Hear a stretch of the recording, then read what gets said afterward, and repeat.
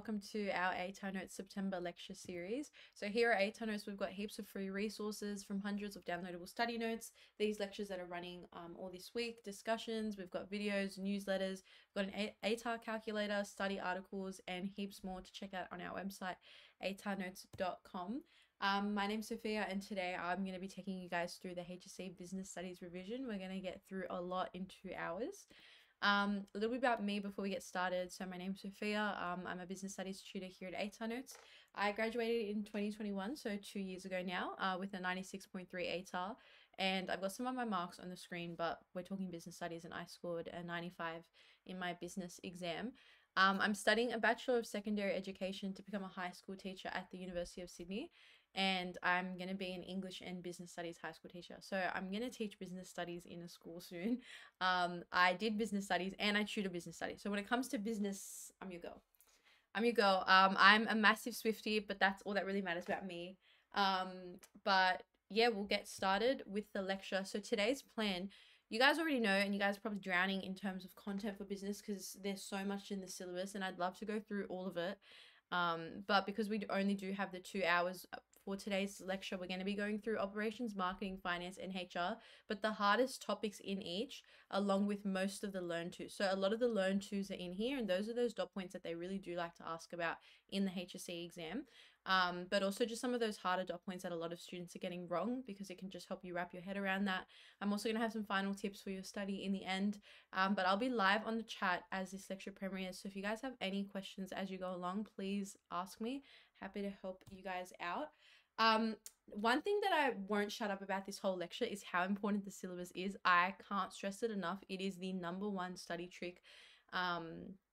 It will help you so much. And the way that the exam is, like, it's 100 marks, it's 3 hours, but there's so much content across the 4 functions that they can't even ask you on every single dot point anyways. So it's not really worth just knowing like a couple of them in like big detail, not knowing the rest. You're actually better off just knowing the whole syllabus pretty lightly, and then just being able to like low-key waffle on about some of the ideas. So I really recommend memorizing the syllabus in this 2-week school holiday period now. It's actually a great time to do it. Something that really helped me was just actively recalling it, like reading it out loud. Then when I knew it a bit better, I started using these fill-in sheets. So here on these slides, which by the way, you guys can download, there's a resource button somewhere on the screen, and you can download them and then come back to them later. But you can download these slides and access these fill-ins. I've got it for HR, for operations, for marketing, and for finance. And these really helped me memorize the syllabus. And right before my HSC exam, I actually was able to rewrite like the entire syllabus for each function on like a blank piece of paper, which might seem like really extreme now if you haven't like memorized it before. But if you use these sheets, it just gets so much easier. It helps you across every single section of the exam, because in multiple choice, there are some questions that literally come straight from the syllabus. Like, they're straight from the syllabus. You just need to memorize it. You don't even need to actually know what any of the terms or the definitions actually mean. It's just like taken straight from the syllabus.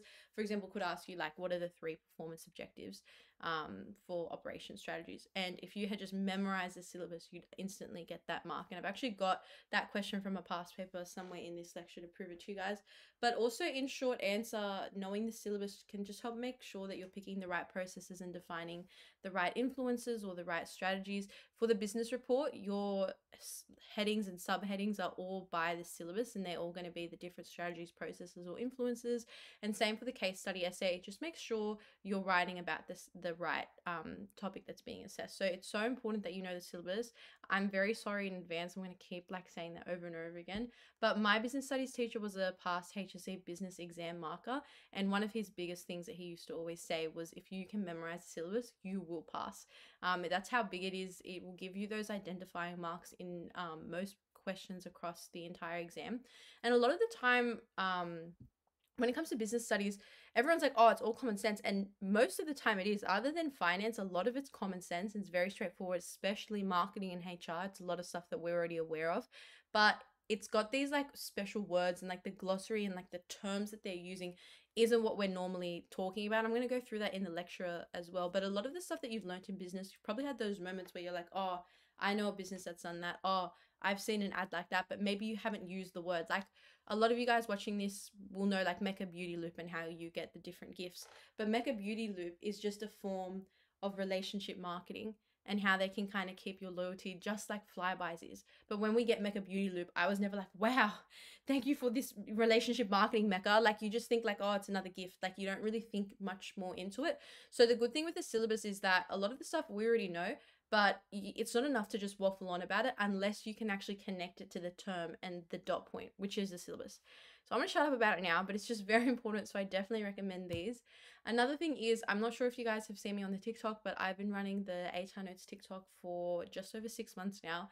And I've put all of my resources up for business studies. So one thing with business is because there's so much content, some of you guys might have like heaps and heaps of notes. I had friends in my class that had like over 100 pages of notes for all the topics, and that's so normal because of how much content there is. Same if you're downloading notes from online or using a friend's. But one thing with business that's really hard is before you go into the exam, you don't want to be like flicking through heaps and heaps of notes and trying to find like certain ideas. It's so much easier for your study and a lot more concise and effective if you have summaries. So what I did right before my exams, I made summaries for each of the topics. So these are just some examples, and I've got I can usually do it in like 5 pages, the ones that are on the TikTok, but I've got marketing 5 pages, finance in around 5, HR in 5, and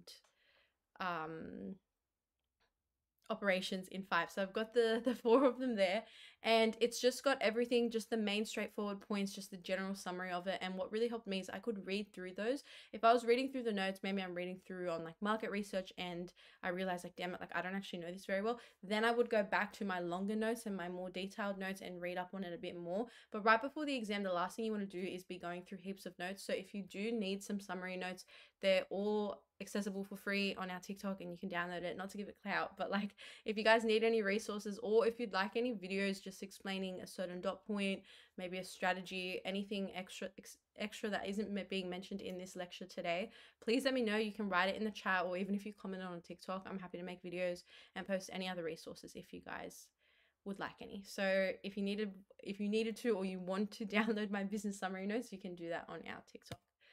Okay, let's get started. So we're going to start with operations, and we're going to go through some of the harder influences, processes, and strategies for operations.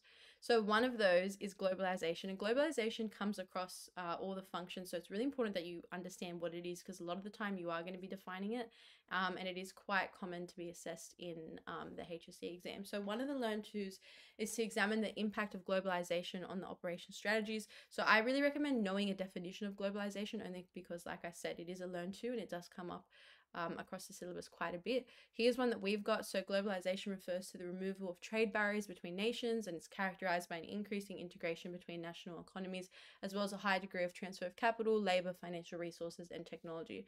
One thing that really worked for me, and I want to give you tips as I go along, was having flashcards with definitions of a lot of the like keywords from the syllabus. It just really helped me memorize the definitions a lot easier, and if I needed to work on memorizing, I could just do like 1 hour of active recall when I'm going through these flashcards or making these flashcards.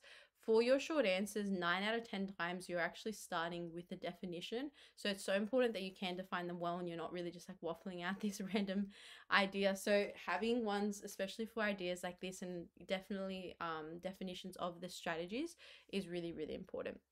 So the rise of globalization has allowed businesses to modify and implement new transformation processes to suit the changing global market, and then it acts as a source for market opportunities for domestic businesses to exploit.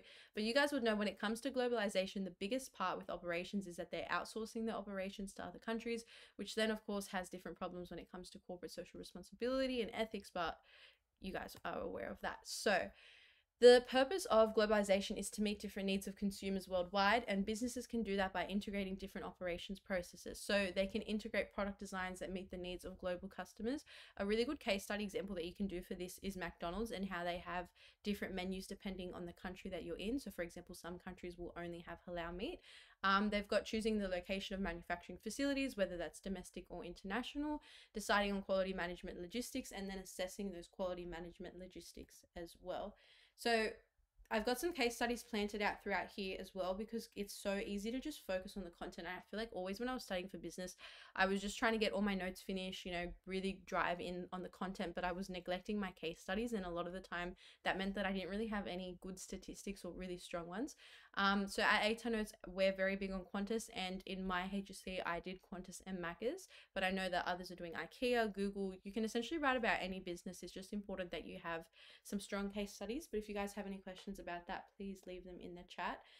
So for Qantas, one of the biggest effects when it comes to globalization has got to do with outsourcing, because they've outsourced the non-core business functions like their maintenance and their IT to reduce operational costs, and they've outsourced that globally.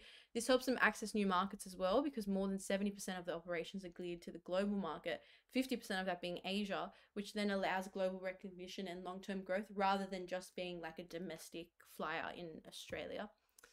Another learn too, which I absolutely despise, anytime like government, globalization, or legal, honestly, economic as well, for me, I hate these influences passionately. I really didn't mind like social and technology because I feel like you just waffle, but these ones are ones that you actually need to know, and you genuinely need to know some government policies, and you genuinely need to be able to define globalization. You can't really get away with waffling, because a lot of business, because we're so aware of it, like I said, if you can connect it to the syllabus, you'll get the marks if you waffled. And you guys would have seen that in your trials, that as long as you could connect it well and you're linking back to the right dot point, you would have gotten the marks. But for ideas like this, you can't waffle it out and get full marks unless you have those specifics. So I wanted to put this in the lecture for you guys. So government policies significantly affect operations management because they guide a business's decisions and how they operate in accordance with the law. That's regardless whether it's implemented by the local, state, or federal government, which is just going back to some of the Year 11 content. But government policies are always evolving, which means it's so important that businesses stay on top of those and that they account for those changes, because if they don't comply with the correct regulations, it results in compliance costs, but also can mean that they're breaking laws, which leads to business shutdown, and loss of profitability. So we obviously don't want that.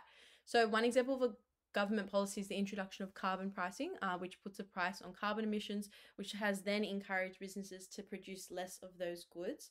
But other policies revolve around taxation, work health and safety, training, environmental policy, etc.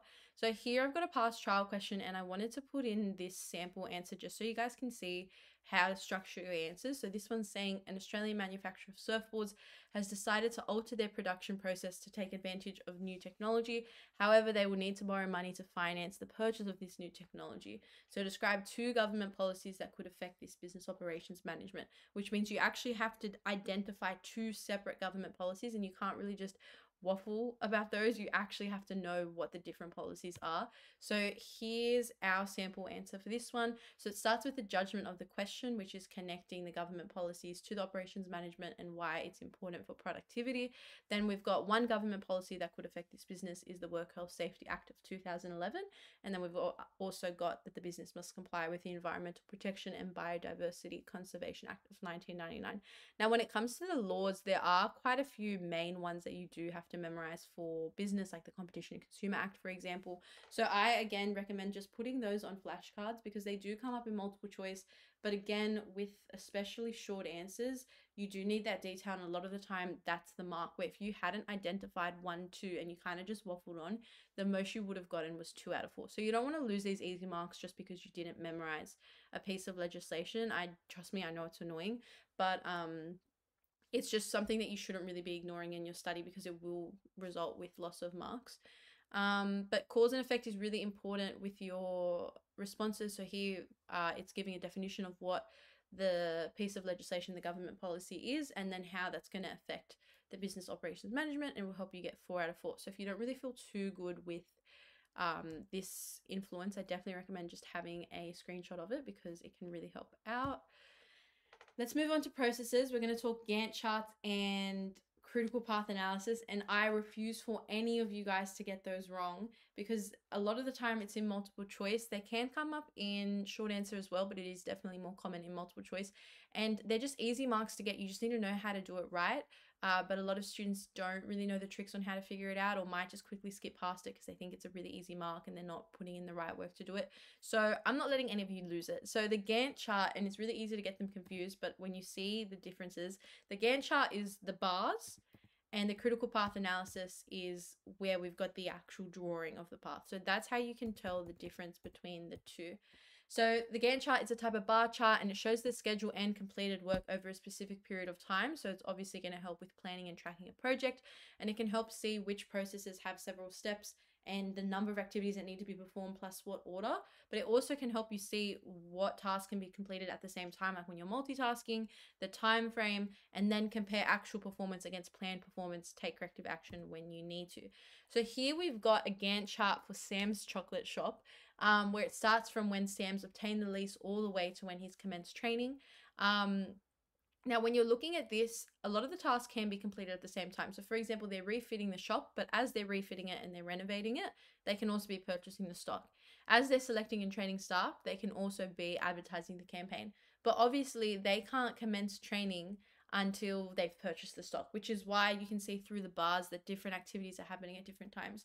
So here we've got this multiple choice, and we'll do this one together, but I've got others later that you guys are going to try.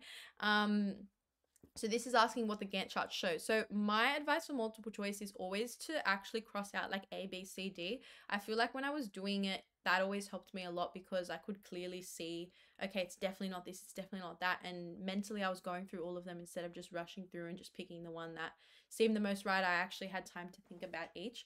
I can't stress this enough. Multiple choice is your game changer. If you suck at business reports or case study essays, the multiple choice weighs just as much as your business report. It's much harder to get 20 out of 20 on a business report or the case study essay than it is to get 20 out of 20 in the multiple choice when all of the answers are there. Now, obviously, multiple choice is difficult. It is challenging. They try to trick you on purpose. But if you keep it in your mind that every answer is there, you just need to pick the right one, you'll realize that that can actually be a really big strength of yours for the section. And multiple choice and short answers make up 60% of the exam. So if you already know, and for a lot of students, writing in the reports and the essays is their weaker area, doesn't mean you're not going to study for those areas, but you really can kind of tone in on those 60% of marks in the short answers and the multiple choice, which are easy to get because it's not as big in maths. So for multiple choice, my advice is to do as many practice papers as you can and as many past trial multiple choice sections as you can, because the syllabus has been around for over 10 years anyways. And the more that you do, you'll realize they just start to ask the same stuff. And it's the same structure. You'll realize they try to pull off the same tricks. So the best thing you can do is expose yourself to as much multiple choice as possible, because you really do want to be getting 17, 18, 19 and in that bracket, and not losing these marks that are already on the paper. So here we've got A, selection and training of staff will begin in May. So we're going to go select and train staff, but that's obviously not A because that's starting in March, not May. So then we can go to B. The shop will be open for business at the end of April. So it's open for business when it commences trading, but that's in June, so it's not B. Stock purchases and advertising will be done simultaneously. So we can go stock. So it's going into March, but then advertising isn't starting until mid-April, so it's not that one. So then naturally it has to be D, and we'll just check it. Some stock will be purchased before the shop is completely refitted. So it's completely refitted by the end of Feb, but they're starting to purchase stock in the beginning of Feb. So it's obviously D for that one. Now, critical path analysis refers to the scheduling method or the technique that shows what tasks need to be done, how long they take, and the actual order to complete those.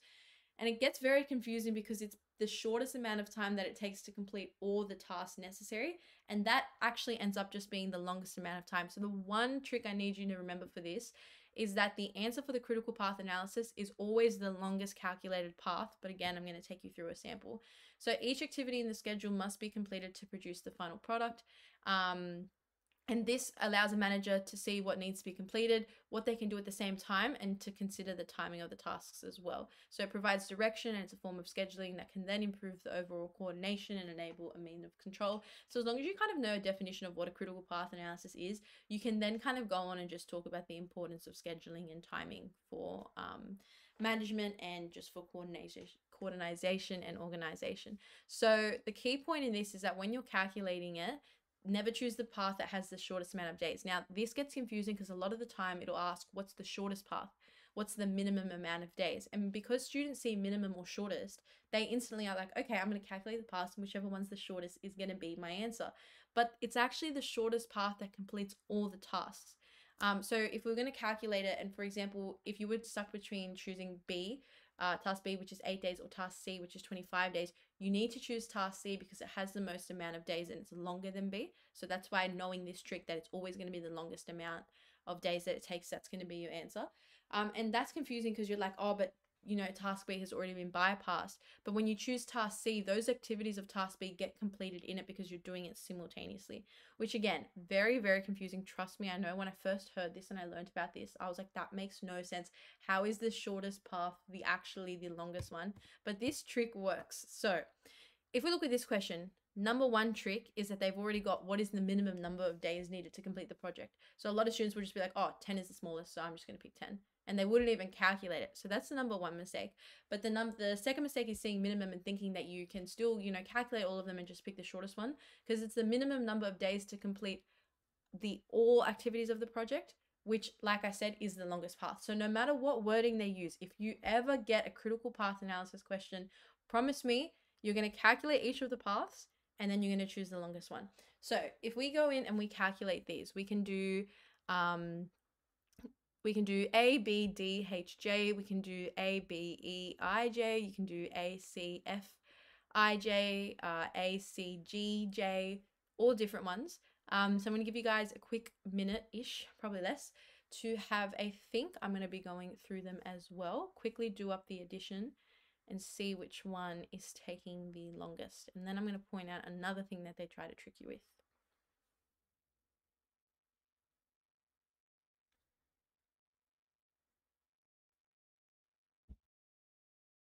So if you calculated those, that was not a minute at all. I'm so sorry. If you're still calculating those, that's completely fine. But the longest path here is actually A, C, G, J. So that equals altogether to 17. So the answer here is C, and hopefully you got C or you were on the path to getting C. Now the problem here is that a lot of students are like, you know what, 33 is the biggest number. And if they knew this trick, we're like, oh, it's the longest path. They'll just go and pick the longest path that's in the multiple choice answers. But 33 isn't even one of the calculated paths. And what they do, Nessa knows that a lot of teachers just teach this trick and that students don't actually understand the process. So on purpose, they'll just put a random big number so that they can catch those students who skip the math and think, oh, I'm just going to use this trick and get the answer.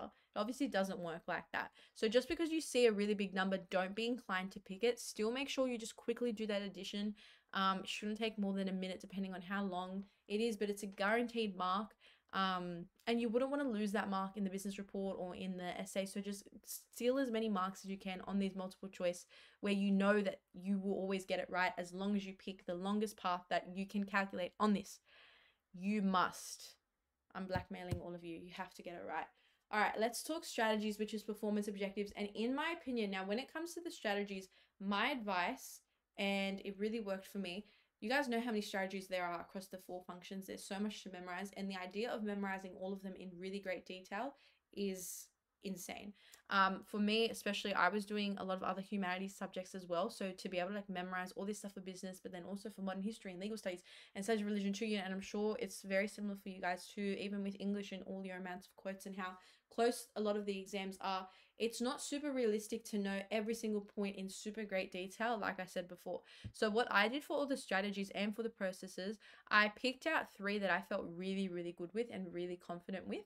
And those were 3 that I knew in really good detail and was very happy to write about. Well, not happy to write about, but I would have preferred to write about those ones.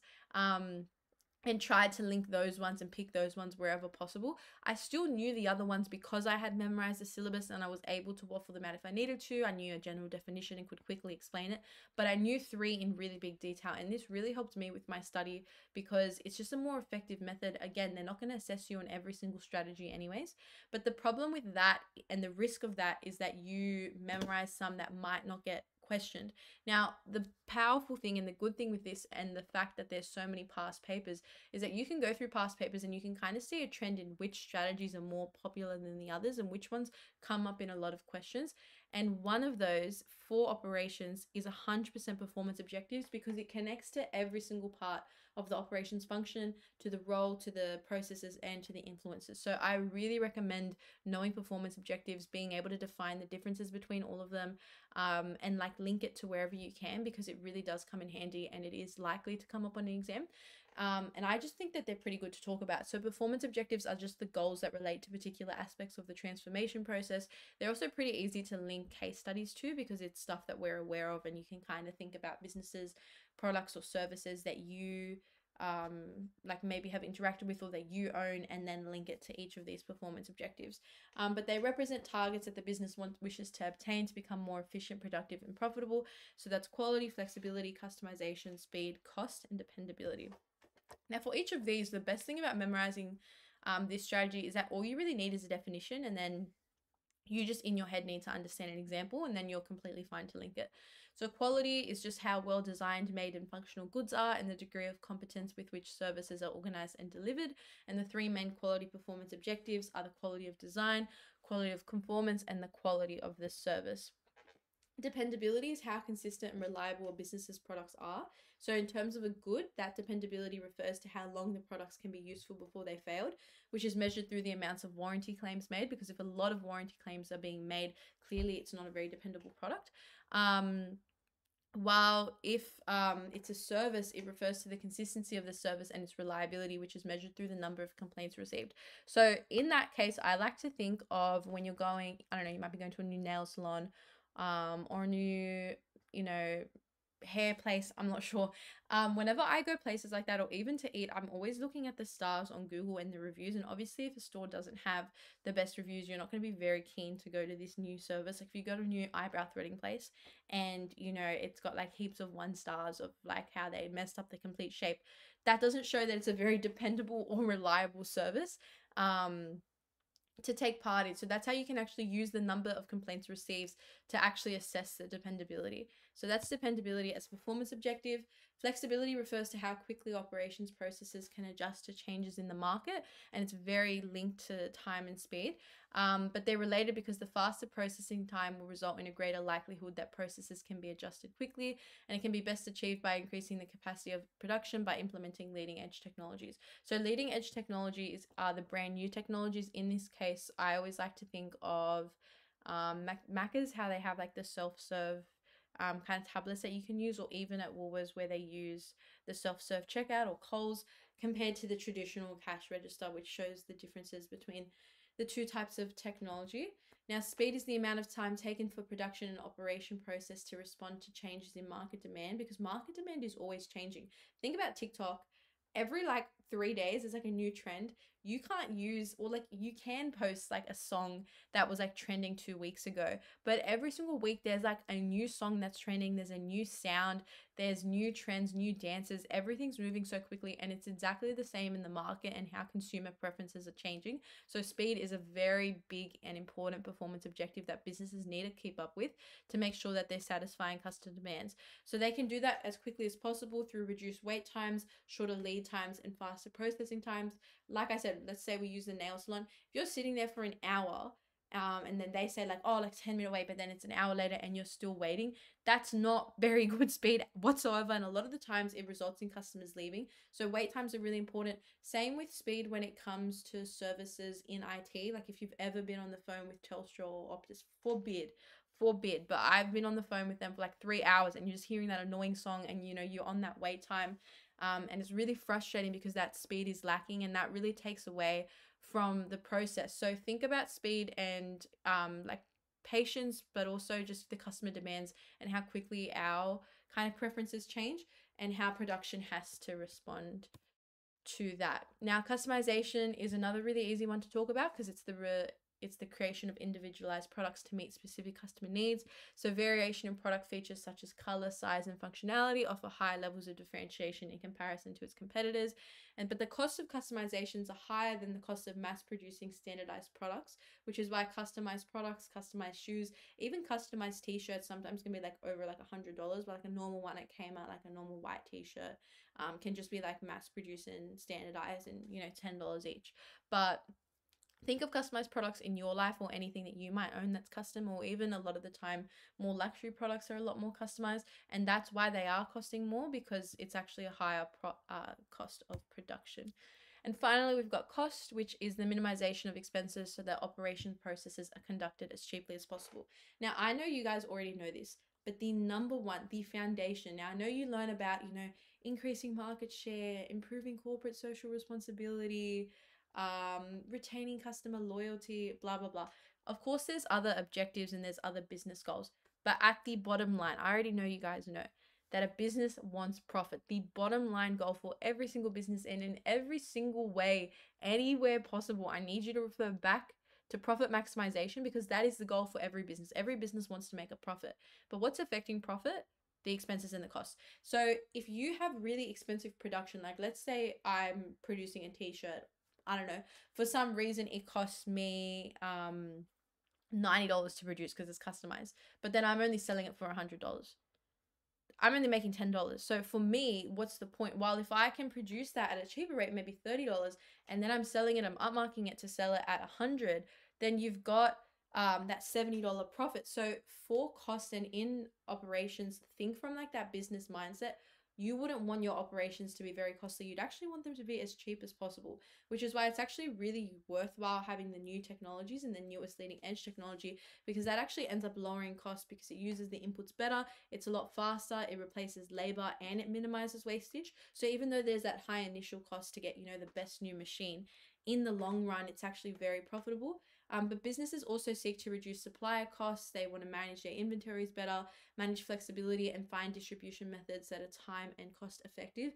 Even with technology, really, really easy example to talk about is Woolworths and Coles and how they've replaced cashier workers with the self-serve. When you look at it, there's maybe like 10 self-serve machines at your closest Woolworths and only one person watching all of them, compared to, I don't know, 5-6 years ago, where there were 10 separate like cash outs and like cash register lines, and a worker in each of them that they have to pay per hour minimum wage. So from a cost perspective, of course, ethically that created, and socially that's created a lot of issues, and you've seen debates probably on the news and in the media that robots and technology are replacing workers. But from a cost perspective, and that's usually where businesses are at because they want to save as much money as possible and achieve that profit, that's actually so profitable, and that's actually the most effective way that they can ensure the minimization of expenses. So my advice with business studies every single time, even in the business report, something that always helped me was actually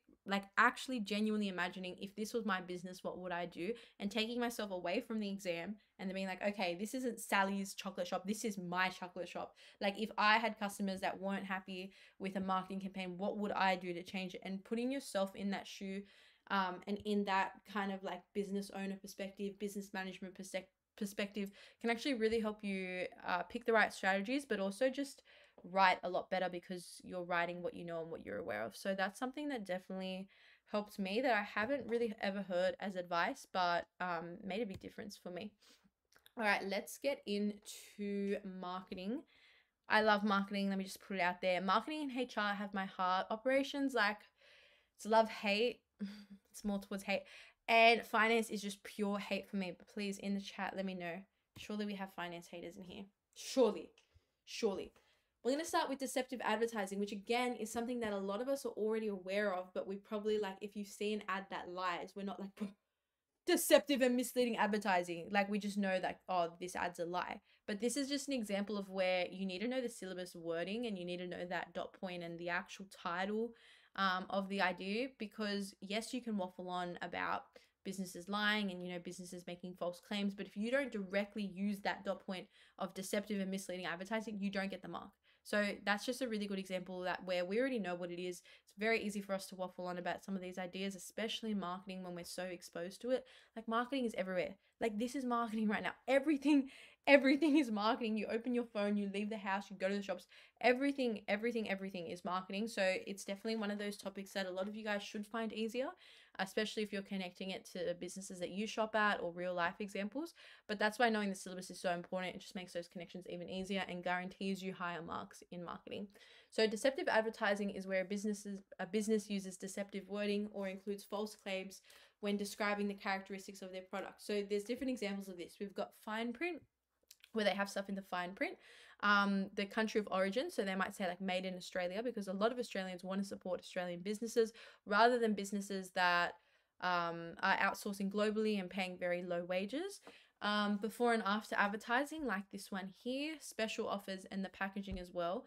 If there's a whole separate product inside of there, or if the packaging isn't a reflection of what the product truly is.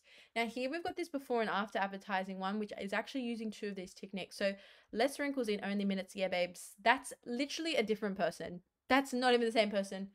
That's not even the same person. And with how advanced AI and Facetune and a lot of these like Photoshop apps are, before and after advertising and really enhancing the after, especially in the beauty market, is very, very much on the rise. So you've got that before and after advertising. Obviously, you know, this cream or whatever isn't getting rid of this chick's wrinkles in only minutes. But another thing is also the fine print. So here it's saying less wrinkles in only minutes, but it says simulated imagery. So it's obviously it's literally admitting that it's edited, but when you look at it, you're not looking at that little fine print. And a lot of the time, that's what's happening with these advertisements. Now, the two main techniques for misleading and deceptive advertising are bait and switch. Now, bait and switch is a bit confusing, but for me, I understood it a lot better when I could actually connect it to a real life example. So I'm going to take you guys through that. But it's basically just advertising a few products at a reduced price. That reduced price and the cheaper price makes customers want to go and purchase it. But then when that cheaper price runs out, you're like, hey, sorry, we've actually got this, and it's a much higher price product. So that whole idea, like, it makes sense, but it's just like it was a bit confusing for me, at least when I learned it. So what made sense was the car dealership example that I was taught, because a lot of car dealerships can be like, you know what, like, look here, we've got these like 30 grand Mercs, come and get yours. And heaps of people are like, wow, that's so cheap for a Mercedes, like, I'm gonna go and buy that car, and they're like enticed to go and purchase it. But then when they actually go to the dealership, maybe they only had like 5 30K Mercs, and those have all run out. So now the car dealership owner is going to be like, oh, we're so sorry, we've run out, but we do have these 40K Mercs, or we do have these 50K Mercs, and you're already there, you're already at the store, you've already been enticed. So they've baited you in with this cheap price, but then they're switching to the more expensive one. So that's bait and switch. And then there's also just dishonest advertising, which is when businesses use words that are deceptive and make claims about their products that they don't actually possess, which, again, like I said, with beauty products, hair products, anything to do with the body. I don't know if this is like a universal experience, but that like TV shopping channel, if you know, you know, but that TV shopping channel where they've always got like fitness equipment and people showing like their before and after results with like fat loss shakes, or a lot of the time it's just got to do with like health and wellness and vitamins on those TV shopping channels, and they're like, get results like in a week, lose 10 kilos, and just, you know that they're lies, and you just know that it's claims that the product or the service isn't actually possessing, but they're just actively making. And obviously that's a form of dishonest advertising.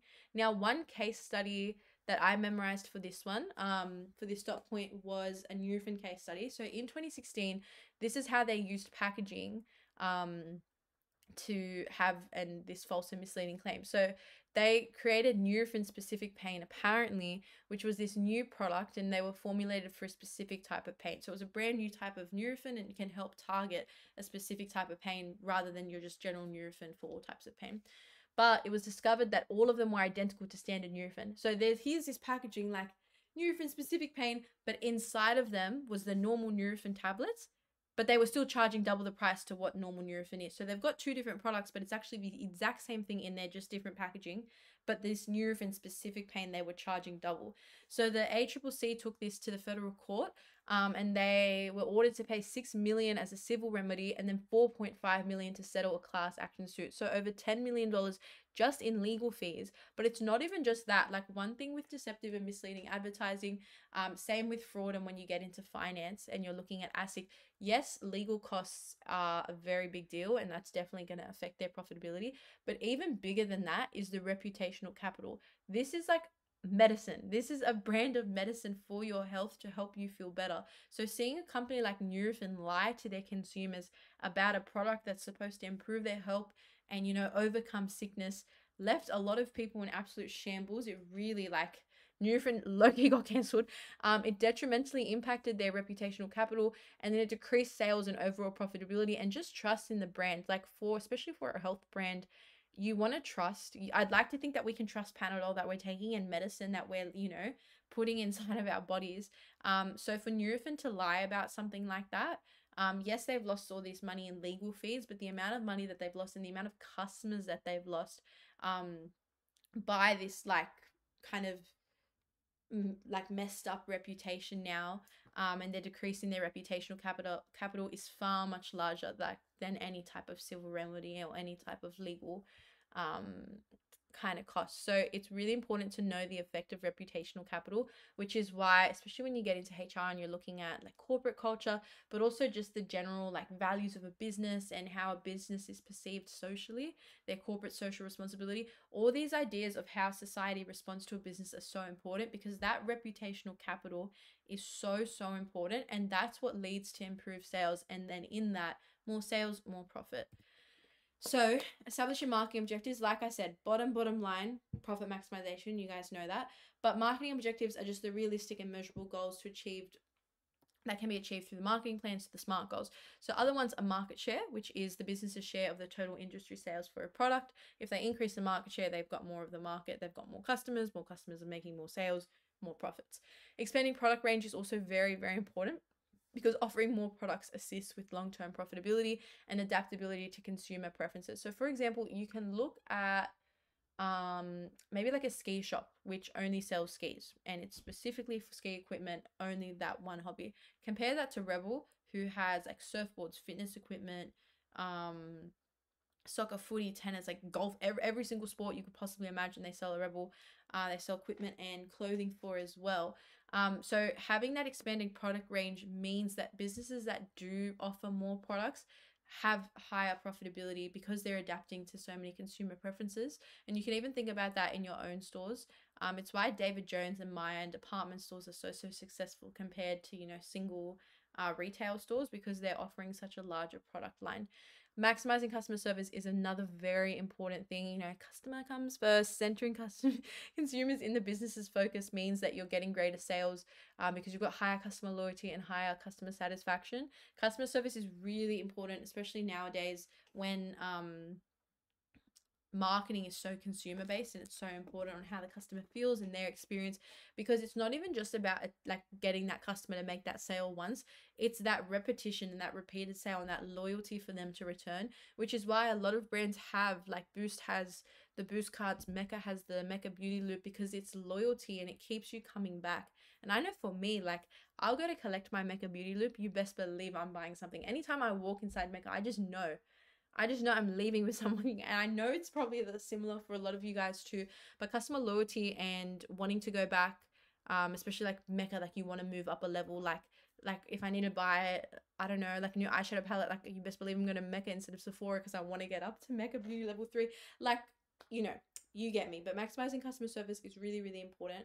And new geographic regions and spreading, so opening stores in new locations, greater distribution and greater online accessibility is really, really important too. So think about like Elite 11 Stacks, and how now they've gone just from online stores to now like Elite 11 opened in Parramatta. There's a Stacks in Broadway. And they're really like spreading that distribution. So marketing objectives are so, so important. Even though they're marketing objectives, these are objectives and these are aims for the business that come up in the other sections as well, and in the other functions. And you should consistently be referring back to objectives and business goals, whether that be like product differentiation, whether that be profit maximization, whether that be market share, in your answers. Now, whether that's short answer, business report, case study, it's all of them. It's all of them. Consistently refer back to the goal and like how it's achieving these goals, so that you can really accurately and effectively link the processes and strategies to these goals. So very simple case study example that you can use is Woolworths and Coles, because obviously they dominate the grocery market. So Coles has 30.3% approximately of the market, while Woolworths has 37.2%. So together, they've got, you know, nearly up to 70% of the market. And obviously Aldi, IGA, Costco have other parts, but recently their market share has been declining because of such economy. And Aldi and Costco, they've achieved economies of scale, which is why they can sell their products so cheap, especially Costco selling stuff in such bulk. So as time goes along, you best believe this market share is going to change, and it already is changing. A lot of people are switching to Aldi because it is a lot cheaper. But that's just an example of market share. And I feel like market share makes a lot more sense when you can actually see the pie chart and you can see what a difference it makes. Like if there was a customer standing in the middle, naturally they're more likely to go to Coles or Woolworths than some little grocery mart or maybe IGA, for example. So a target market. Oh, see, I just love marketing. I just love marketing. It's just Chef's kiss. A target market is a group of present and potential customers to which a business intends to sell its product. And the customers within the target market, they usually share similar characteristics. There's a primary target market, which is a segment that most marketing resources are directed at. And the secondary one is smaller, but it's the less important segment. Now, with target markets, think about your favorite store and how they target you, because you are the targeted customer. And think about what they're doing to target you. So, for example, if you look at Smiggle, let's just say Smiggle because I'm sure a lot of us shopped there when we were younger. The target market for Smiggle, I'd say, is like 4 to, I don't know. I don't want to cancel anyone who's still. I don't want to say the wrong thing. 4 to maybe 11, or maybe 12, like primary school age, maybe even into 13, 14. So their primary target market is children, and it's, you know, young children who like stationery, and because of that, their marketing is all directed towards children. So that's why there's like a lot of animal imagery, and they've got really bright, like fun, like rainbow colors, and you know, there's lots of toys in there, and all of their marketing, same with their ads, their catalogs, any marketing campaigns that they do are going to be targeted towards children. So for Smiggle, they're not going to advertise like to 8-year-olds on like TV at 1 a.m.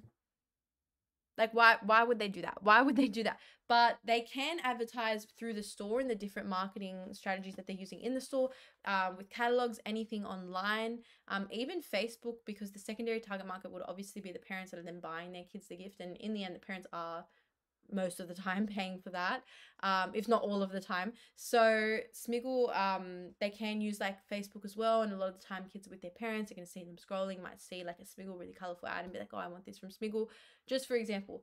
Other target markets, you can think about your favorite stores. So like if I'm thinking about mine, like Love Glassons, Love Mecca, like Kookeye, all of that, a lot of them are using TikTok because that's where, for those stores, it's women, I'd say aged 15 to late 20s.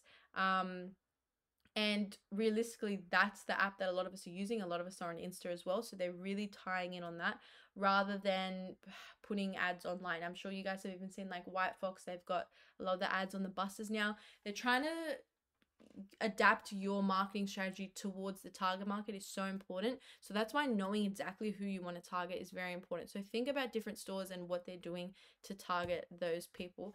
Now, identifying and selecting a target market is so important because that then directs the strategies, which then help satisfy the needs and the wants of the customers, and then achieves profitability by improving the sales. There's the mass marketing approach, which seeks a large range of consumers, and it assumes that individual customers in the target market have similar needs, so they're just going to use a single marketing mix. Costco is a very good example of the mass marketing approach because they've got like their catalog and they've got like their online website, but that's really it. Like, I've never seen a Costco ad online, but still everybody knows about Costco. Costco isn't doing this consumer preference and really trying to understand their customers. They just assume that all of us want this stuff in bulk, and naturally if you go to Costco, you're going to leave with something because they have that assumption that individual customers in their target market all have similar needs, and they have such an expanded product range as well, which then suits that. The market segmentation approach is another one, which is where they subdivide the market into groups of people who share one or more characteristics. So maybe it might be like mums who like to stay fit, Lorna J, for example. But then it enables them to design a marketing plan that meets the needs of their group because they can select which group they want to target. So target markets are really, really important. It's my favorite one to waffle on about, only because we're all part of a target market. Like, you guys are a target market at Aton. It's like everything is marketing. Everything is marketing. Everything is marketing. And finally, there's the niche market approach, which is a narrowly selected target market. So it's highly specialized, customized goods and services. And because it's customized, like we said before, it's higher cost of production. So the price needs to reflect that because it's so specialized. Price skimming means people are willing to pay the added costs. So examples of targeting like a niche market could be travel agents or stores like Hobby & Co. Same with like EB Games, like specifically for gamers. And it's specializing in services to specific regions and magazines for specific hobby enthusiasts as well. So here we've got a multiple choice question from 2015. So Sam runs a business that designs and sells custom-made high fashion clothes. In which type of market is Sam's business operating? So is it intermediate? Is it mass? Is it niche? Or is it resource? I'm going to give you guys a second because I also need some water. I'm talking a lot.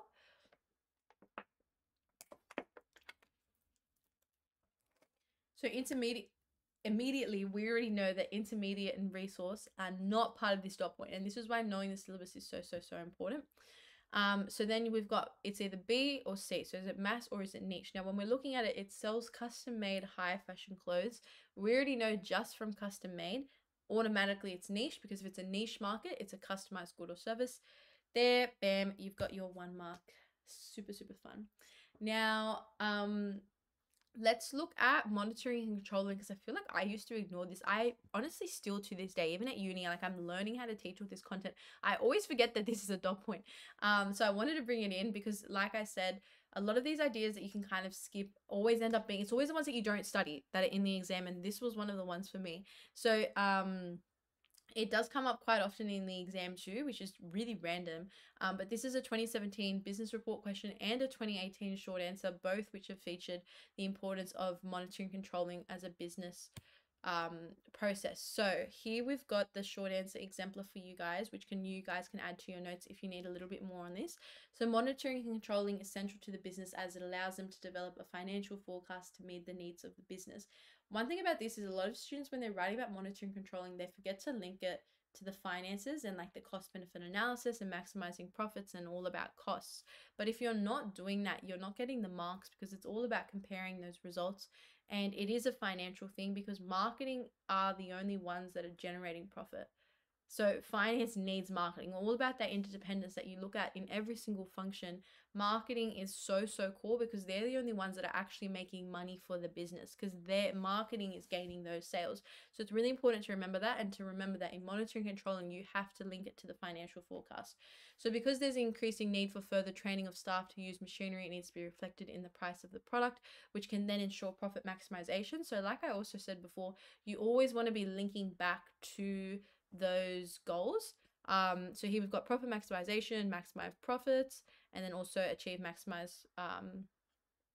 profit maximization, maintain customer retention, increase sales, and market share. So you can already see in this 4 marker how many times it's linked back to those goals, which is why it's really important. I honestly just recommend have like a flashcard where you've got like common business goals, and do a definition of profit maximization, a different like a definition of increasing market share, a definition of customer retention, a definition of product service differentiation.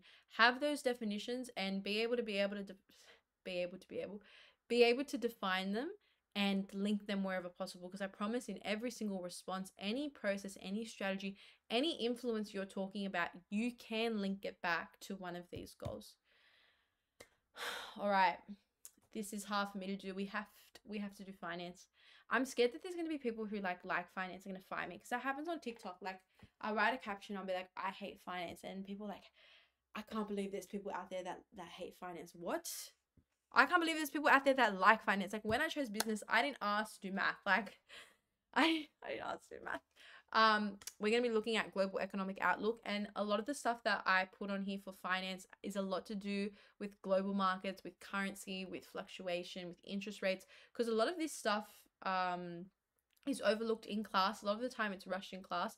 And I know from my friends, but also from myself, this was the stuff that I just didn't understand at all. Like as soon as it brought like international markets and like the appreciating Australian dollar, like anytime I saw a multiple choice question like that, I was like, goodbye. I was like, not today, not today, because the other finance stuff, especially the strategies, I know the processes are definitely more challenging with the ratios and making sure you write the correct ratio, but also figure it and solve it correctly, and you know, putting all the numbers in right. Of course that's challenging, but I just found that this was really hard because you're operating on that global scale. And like personally, I don't know, I've never borrowed from an overseas bank. Like ask me about Commonwealth. I don't know, all of finance, I'm not a fan, but I wanted to put this in for you guys because this section, especially anything that's got to do with globalization and finance, they are where most students are losing the most marks. So let's look at uncontrollable finances, which are the 3 dashes for this point. So it's availability of funds, interest rates, and the global economic outlook. So when I say uncontrollable, I just mean influences that are part of the external business environment that you genuinely can't control. So it means placing appropriate financial management strategies to minimize the negative effects. One example of that is like, for example, COVID was like an influence of the external business environment. There was nothing that businesses could do to just be like, you know what, COVID's over. We found the cure. Like, it's done. Everybody opened up again. that was a part of the external business. You could have not done anything to get over that, but you could have put in strategies to minimize the risk. And a lot of businesses did that and were very quick to open online stores and kind of adapt to that external business environment in a time where the economy was really struggling on a domestic level in Australia, but also internationally. And with all the trade barriers as well, with deliveries, there were problems as well. So globalization has created more interdependence between economies and their business and financial sector because of the how much they rely on trade for expansion and increased profits. Now, global economic outlook refers specifically to the projected changes to the level of economic growth throughout the world. So there's either a positive outlook or a negative outlook. Now, positive outlook, just imagine like rainbow sunshines, everybody's happy, lots of economic growth, and that's positively affecting business financial decisions. So in this time when it's positive outlook, everybody's working. So there's very high levels of employment. Because there's high levels of employment, guess what? Everyone's getting paid. Because they're all getting paid, everyone's got a very highly disposable income. So people are getting money, they're getting a lot of money, everyone's working, everyone's happy. They're like, okay, let's go spend this money. Consumers want to spend. Because they want to spend, higher demand for businesses, which means they need to increase their supply, which means because they're increasing the supply, the businesses are spending more because the customers are spending more. Since the businesses are spending more and they need to increase that supply, they need to hire even more people. So there's even more people working. That's just even better supporting the economy. It's just like everybody's happy. There's lots of money going around. It's a good time. Now, negative outlook is the complete opposite, which is that when it impacts financial financial decisions of a business. Guys, it's already been an hour. I'm losing it. Financial decisions of a business in a negative way. So this is the complete opposite. Now, there's very high levels of unemployment. Because people aren't working, they're a lot more conscious of how they're spending their money, which means that there's lower demand from consumers because they're not as keen to spend and they're looking for cheaper options. Because there isn't that much demand, the supply has to be lowered. And because that supply has been lowered, so are the jobs, so are trade, so is everything. Everything's just down. So basically positive, everybody's happy, everybody's spending. Negative global economic outlook is the complete opposite.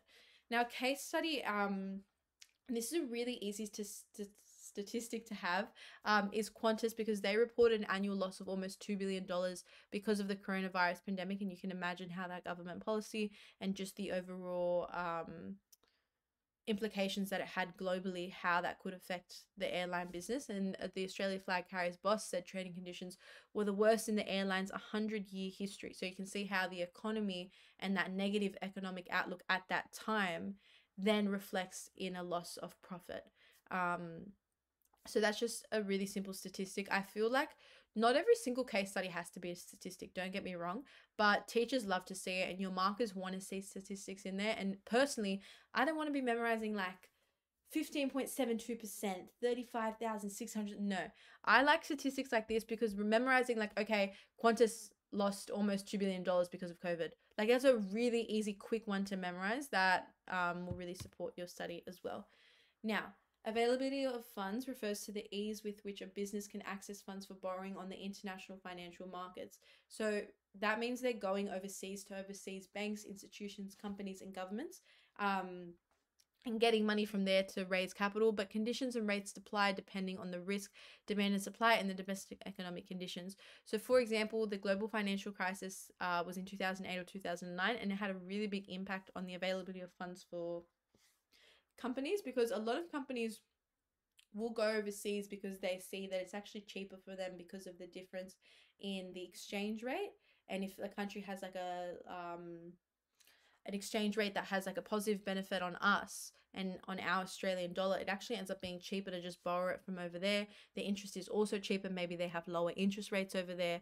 But what happens is that if something like the global financial crisis was to occur, or if there's a very kind of big impact on the global economic outlook, or even just the domestic economic outlook in that country, maybe if there's a war or there's a conflict, the interest rates can sharply increase and the exchange rate can really rapidly fluctuate.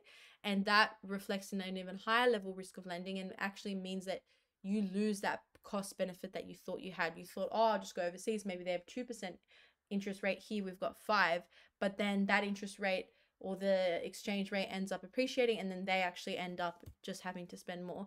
So Qantas, for example, since the global financial crisis, have actually seen lower supply in Australia and overseas because there's been so many closures of financial institutions and the lending criteria is a lot stricter. And this has affected their availability of funds because the credit rating was higher, which meant more interest, which makes it even riskier but even more costly to borrow money because interest rates are the cost of borrowing money. So this is just an example of the difference in case studies where you can have exemplar ones, which are like general scenarios, or you can have the statistic. But hopefully you can see why having a mix of both can really support your case study essays. Now, interest rates are the cost of borrowing money. I can't go to Commonwealth and be like, hey, I need 10K. They're like, yep, 10K, buy. Because, like, where's their profit? Again, they're a business. Every business wants to make a profit. So interest rates are where banks and lending institutions and finance companies are making their money. Now, the higher level of risk in lending means a higher interest rate. So what businesses will do, they'll relocate offshore or they'll expand the domestic production so that they can increase the direct exporting. But because they're doing that, or maybe because they're moving their production overseas, they need to raise the finance to undertake these activities. And they can do it here. You can get the money from Australian banks, but a lot of these businesses, especially the ones that are, expanding into that global market or these really big international corporations, they're more tempted to borrow overseas because they can take advantage of the lower interest rates. Like I said, every business wants profit. That's their goal, and interest rates is a cost. So if they can take advantage of lower interest rates in maybe a third world country or another country compared to Australia, where a lot of the time you guys will see on the news, especially when it comes to buying houses, everyone's talking about how high the interest rates are. They want to take advantage of that, and from a business point of view, why wouldn't you? Like, it seems like a pretty advantageous risk. But the problem with that is then the risk of that is the exchange rate, because if the currency fluctuates, you could actually see that cheaper interest rate eliminated, and it actually would have been just cheaper to borrow it from here.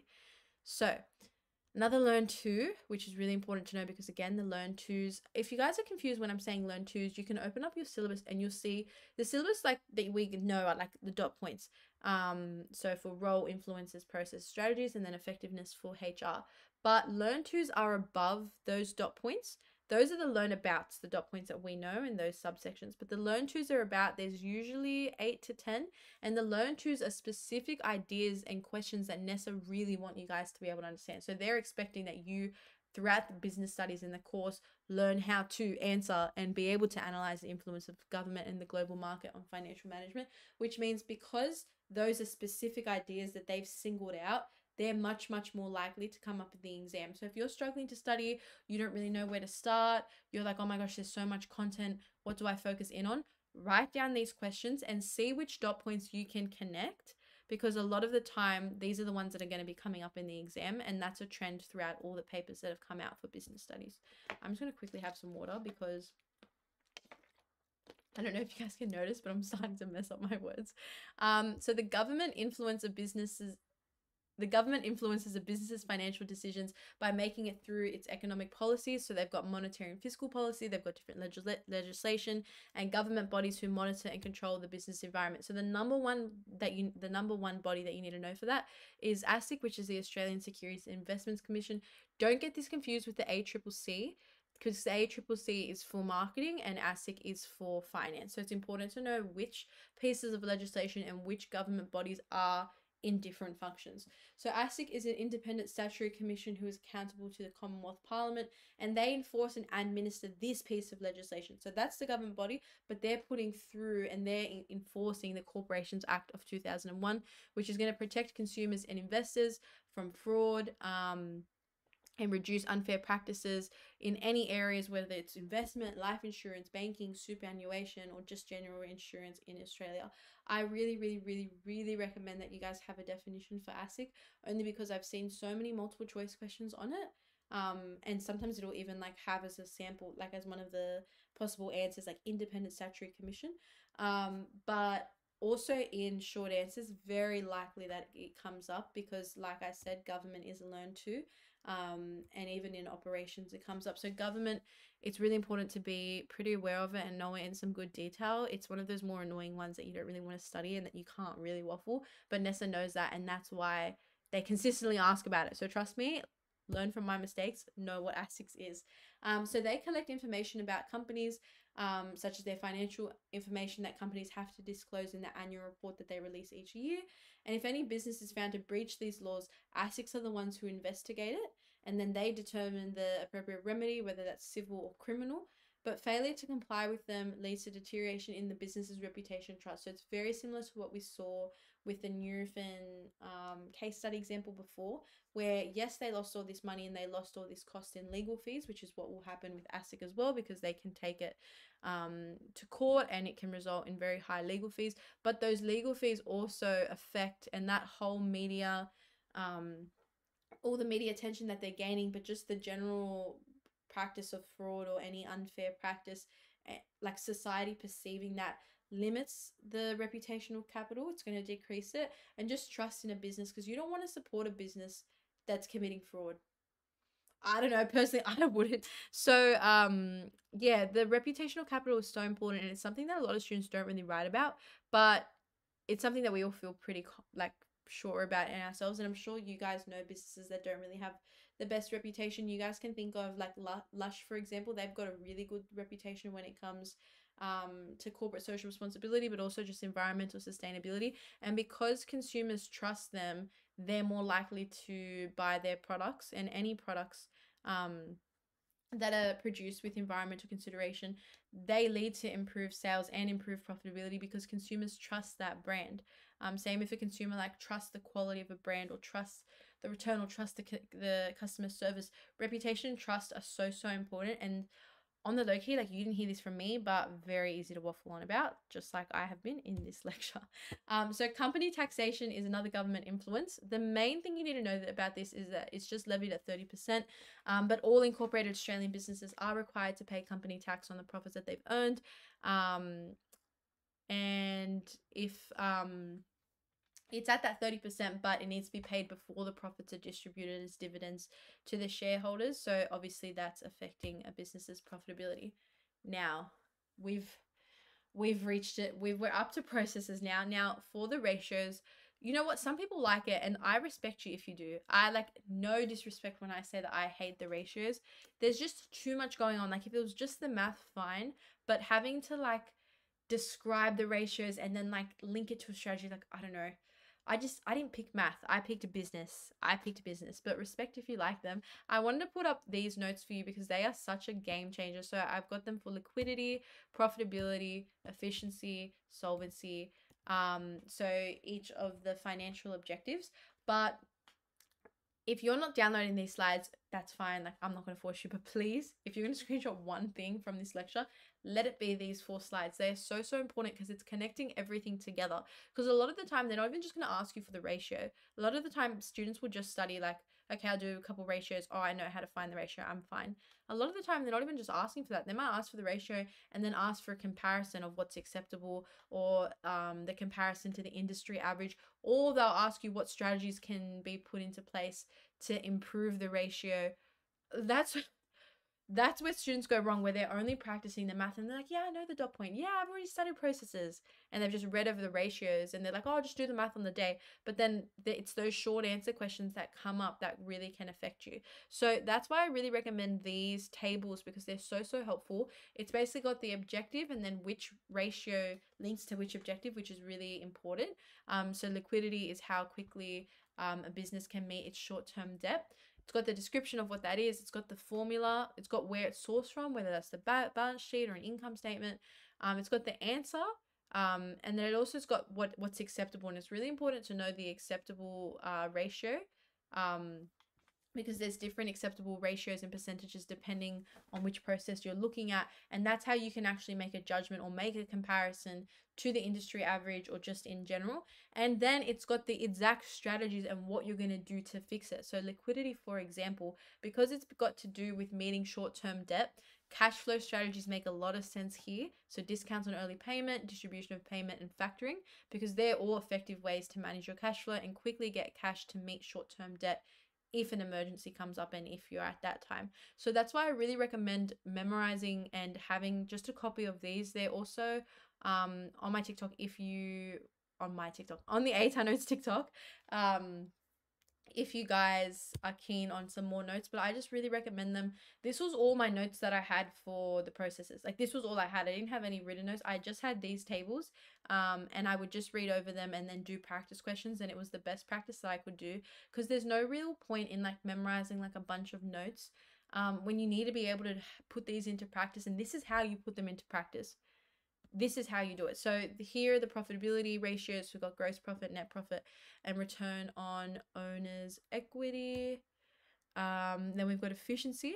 Now for the accounts receivable turnover ratio, which is where you divide sales by accounts receivable, please remember to divide it by 365, because one thing, a lot of the time students also don't study processes, and I used to think, like, I remember my teacher saying like, oh, they're always going to give you the ratio. So I was like, great. Like, if they're going to give me the ratio, then I just have to calculate it myself. Like, that's fine. I know how to use a calculator. But when it comes to the gross profit ratio and the net profit ratio, they don't tell you how to calculate gross profit or net profit. So you need to memorize those formulas on your own. And also when it comes to the accounts receivable turnover ratio, they'll tell you sales, divided by accounts receivables, but they'll leave out that last step of dividing by 365 days, because you want to find the average amount of days it takes to get your accounts receivables back and be paid back. But they leave out that divided by 365. So even if you use the formula they gave you for the accounts receivable turnover ratio, the gross profit ratio, and the net profit ratio, even if you just use what they gave you, you'll still get it wrong, because that's not enough. They don't give you the whole picture. So it is really important to memorize those extra steps as well. And then you've got solvency, which is the debt to equity, and the strategies that you can do for each. So I really recommend this, because it also links the processes and strategies together, because they really do go hand in hand, and it can really just support your study in being a lot more effective. Now, when it comes to strategies, my favorite ones to talk about are cash flow management and profitability. I try to avoid working capital whenever I possibly could, unless it was asked about, only because I feel like in a lot of business scenarios, cash flow management 100%, very easy and applicable to write about. But even more than that, in every single scenario, profitability management comes up. Why? Because every business wants to make a profit. I'll try to stop saying it. Let's talk about distribution of payments, discounts for early payments, and factoring, because they're different, but they all achieve the same thing to improve your cash flow. So distribution of payments is all got to do with when the payments and when you owe money. So your accounts payable. So for example, a lot of businesses, when it comes to end of financial year in June, a lot of them have a lot of bills due, and maybe they're paying a lot of their bills annually. But what you can do, instead of having this massive outflow of money because you owe all this money that you got to pay once a year, you can distribute those payments maybe quarterly, or like sub-annually, and like every 6 months. So instead of having all this money in June going out, and maybe you've got all these fees like to pay and all these accounts payable in June, but then one of your machines breaks down, but because you're paying out all this money, you don't actually have any money to replace that machine, and then you're in this outflow and in this negative deficit. You don't want that to happen. While if you distribute the payments and you have them spread out throughout the year, you kind of make sure that your cash flow is a lot more balanced and it's really flowing throughout the time, which ensures that they can generate cash inflow before making any payments, and that you're always just secure. The other one is discounts for early payments. So distribution of payments is the best option, because it's not affecting your profit at all. You're just paying things more frequently rather than annually, or like very rarely or occasionally, and that's supporting your cash flow, so the expenses aren't all due at the same time. Now, discounts for early payments and factoring are great strategies as well, but they do affect your profitability. So discounts for early payments, let's say I'm a kitchen builder, I just built you a 50K kitchen. I'm not going to be like, hey, the second the kitchen's done, I want my 50K. A lot of the times you're my accounts receivable, and I'm going to say, hey, you've got 90 days to pay me back. That's completely fine. But let's say 60 days pass, and my workers hate me and they all leave me, and I need to get new workers, but I don't have the money to do it. But hey, you owe me 50K. I can go to you and be like, hey, I know you've got another 30 days to pay me, another month, but if you pay me now in the next week, I'll give you 5% off. And as you, the customer, you're like, oh, mad, I can just quickly get this money and I actually have to pay less. And that discount, then gets me my money quicker. So that's great for me, can quickly get my money. Great for the customer because they're getting it at a cheaper price. But for me, I'm not getting that full 100%. I'm losing that 5%. It could even be 10%. It depends on what the discount you negotiate. And a lot of the time, then the customer's like, you know what, I don't want 5, I want 7. And then you end up losing even more money. So in times of emergency, discounts for early payment is great because you can just quickly get your money. But do remember that that does obviously come at a cost and you're not getting the full amount. Now, factoring is different because factoring, and a lot of students do get confused with what factoring actually is, but it's the selling of those accounts receivables to a third party for a discounted price. So discounts for early payment, like you as the business owner or the manager, you control that. You're determining the factors of that discount. You determine what that discount is. You make that negotiation. With factoring, now me, so we've got you, I built this 50K kitchen for you, you owe it to me.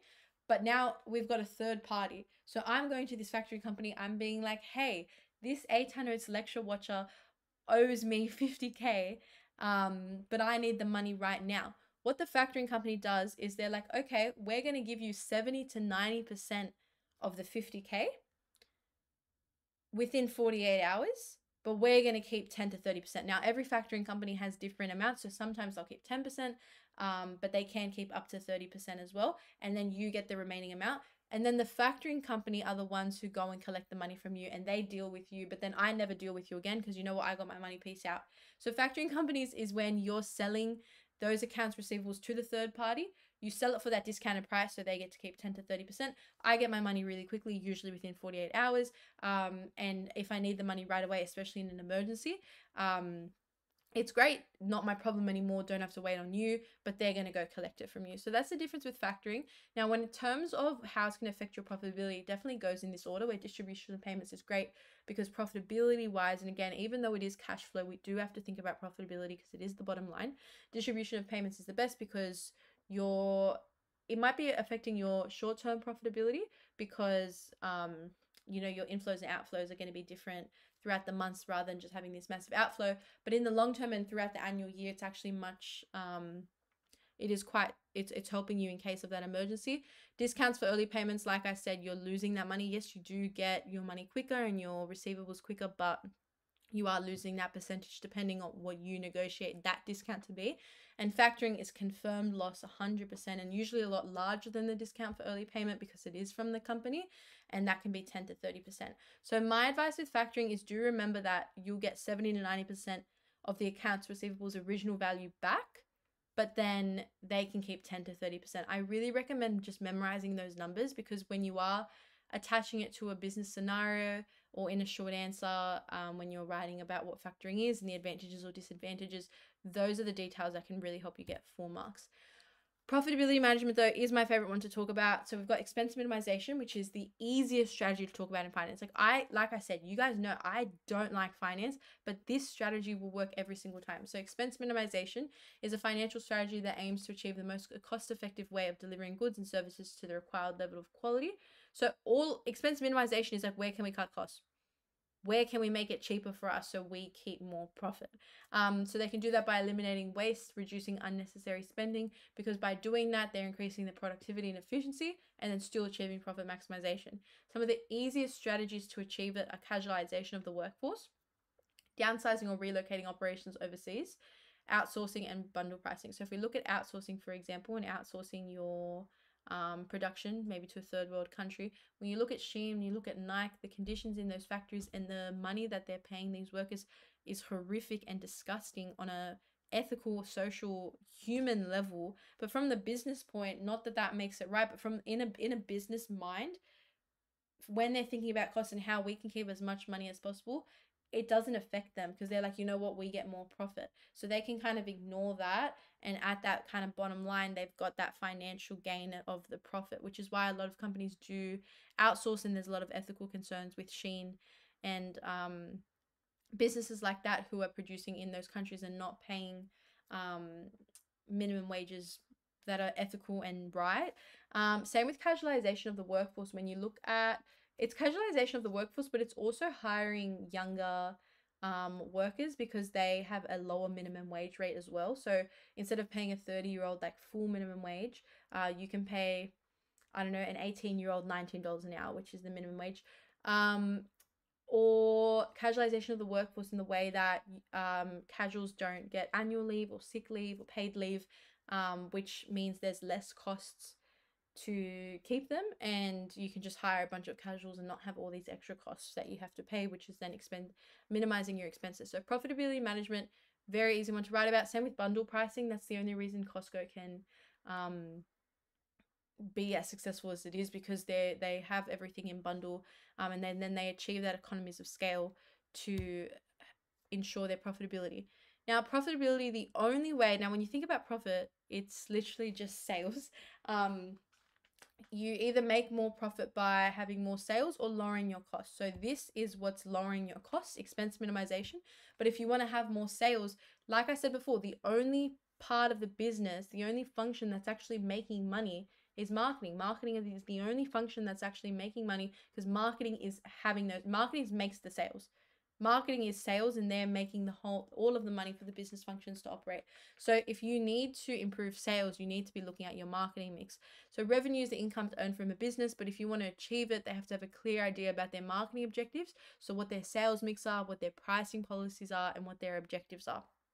So obviously, if you want to improve your profits, then you should definitely look into your marketing and be like, okay, are we marketing well? Do we have the right strategies? Is our pricing method or strategy working? What do we need to do to improve that? Because if they improve their marketing strategy and they're retaining customers to a higher level, but they're also really like honing in on their target market, you can guarantee that that's going to improve sales and thus improve profits. So marketing strategies are employed in an attempt to increase sales and revenues. Changes to the sale mix can affect revenue, which is crucial to maintain a clear focus on customer orientation. And the pricing policy obviously works as well. But if you are investing a lot of money in a project that, for example, isn't really supporting, you should definitely move to marketing. A lot of companies now as well are turning to social media marketing, because a lot of the time, especially if you're advertising on TikTok, yes, you can pay for TikTok ads, but otherwise TikTok, you can do branding for free and, participate in trends and promote your product. And a lot of the time it's a really successful and much more cost effective way to not only improve your marketing strategy, especially if your target market is young teenagers and young adults, which is the main users of the platform, but also to lower your costs, because it is a much cheaper form of advertising. So 2-in-1, we love social media advertising, very good to waffle on about, let me tell you.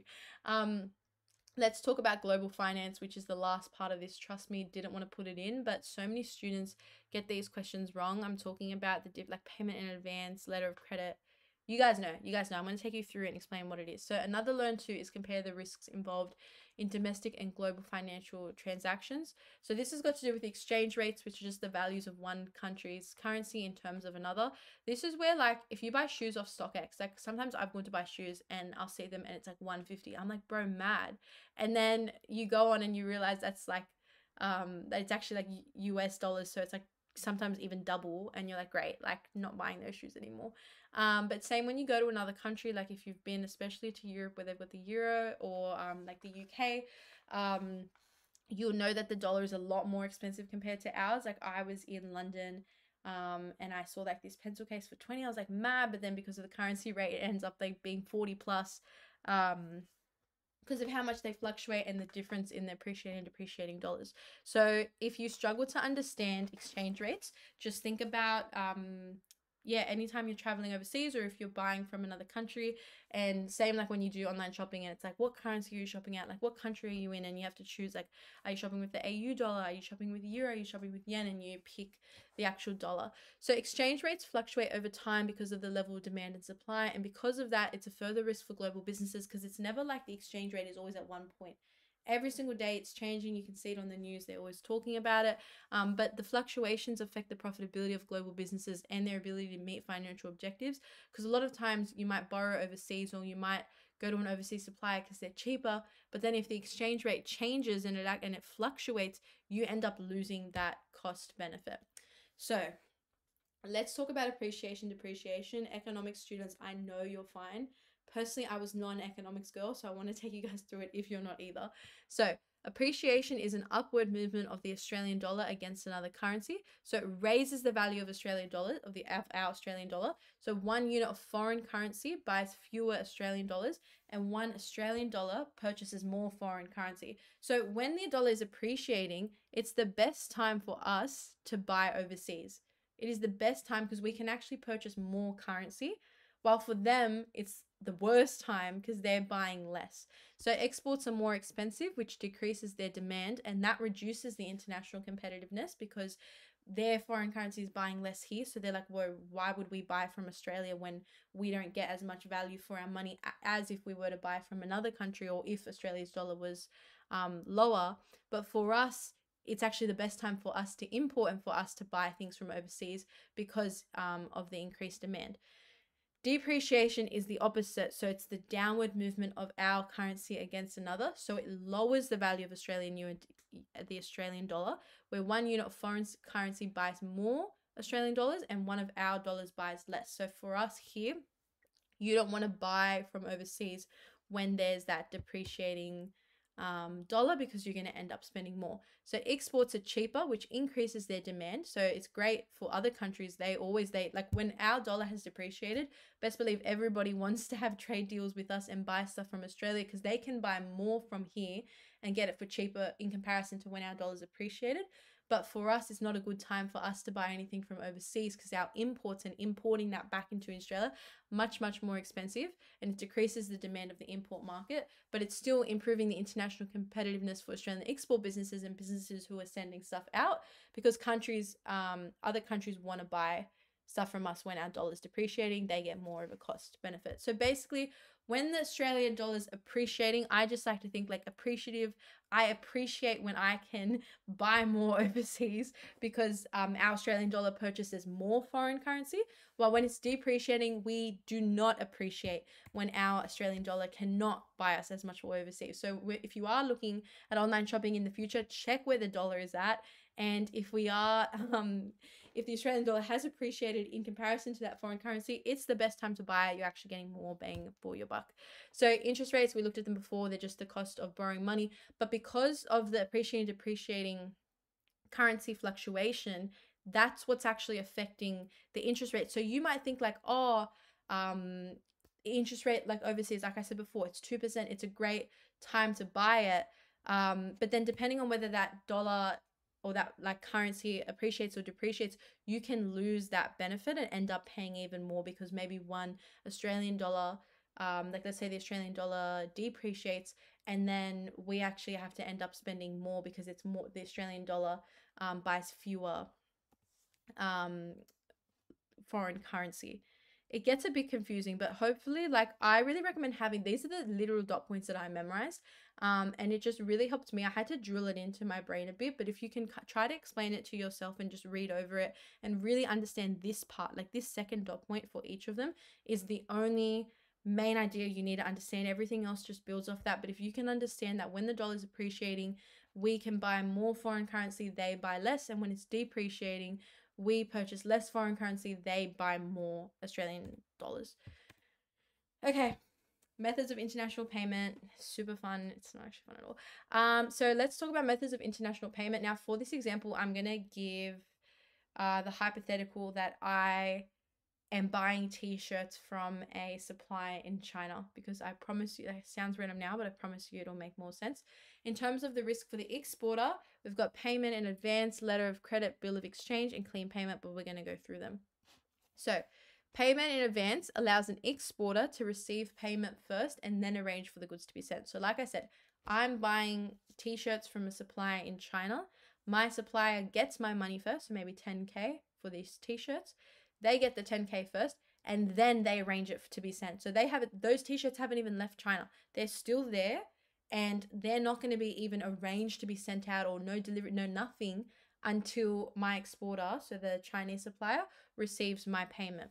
So the payment exposes the exporter to no risk because they receive the payment first before they send the goods. So my exporter, this Chinese supplier, there's literally no risk for them. Like imagine like you're buying from overseas supplier and you give them all your money first before you've even received the product, of course there's no risk. They've already got their money. They're in another country. Like, it's done for them on their side.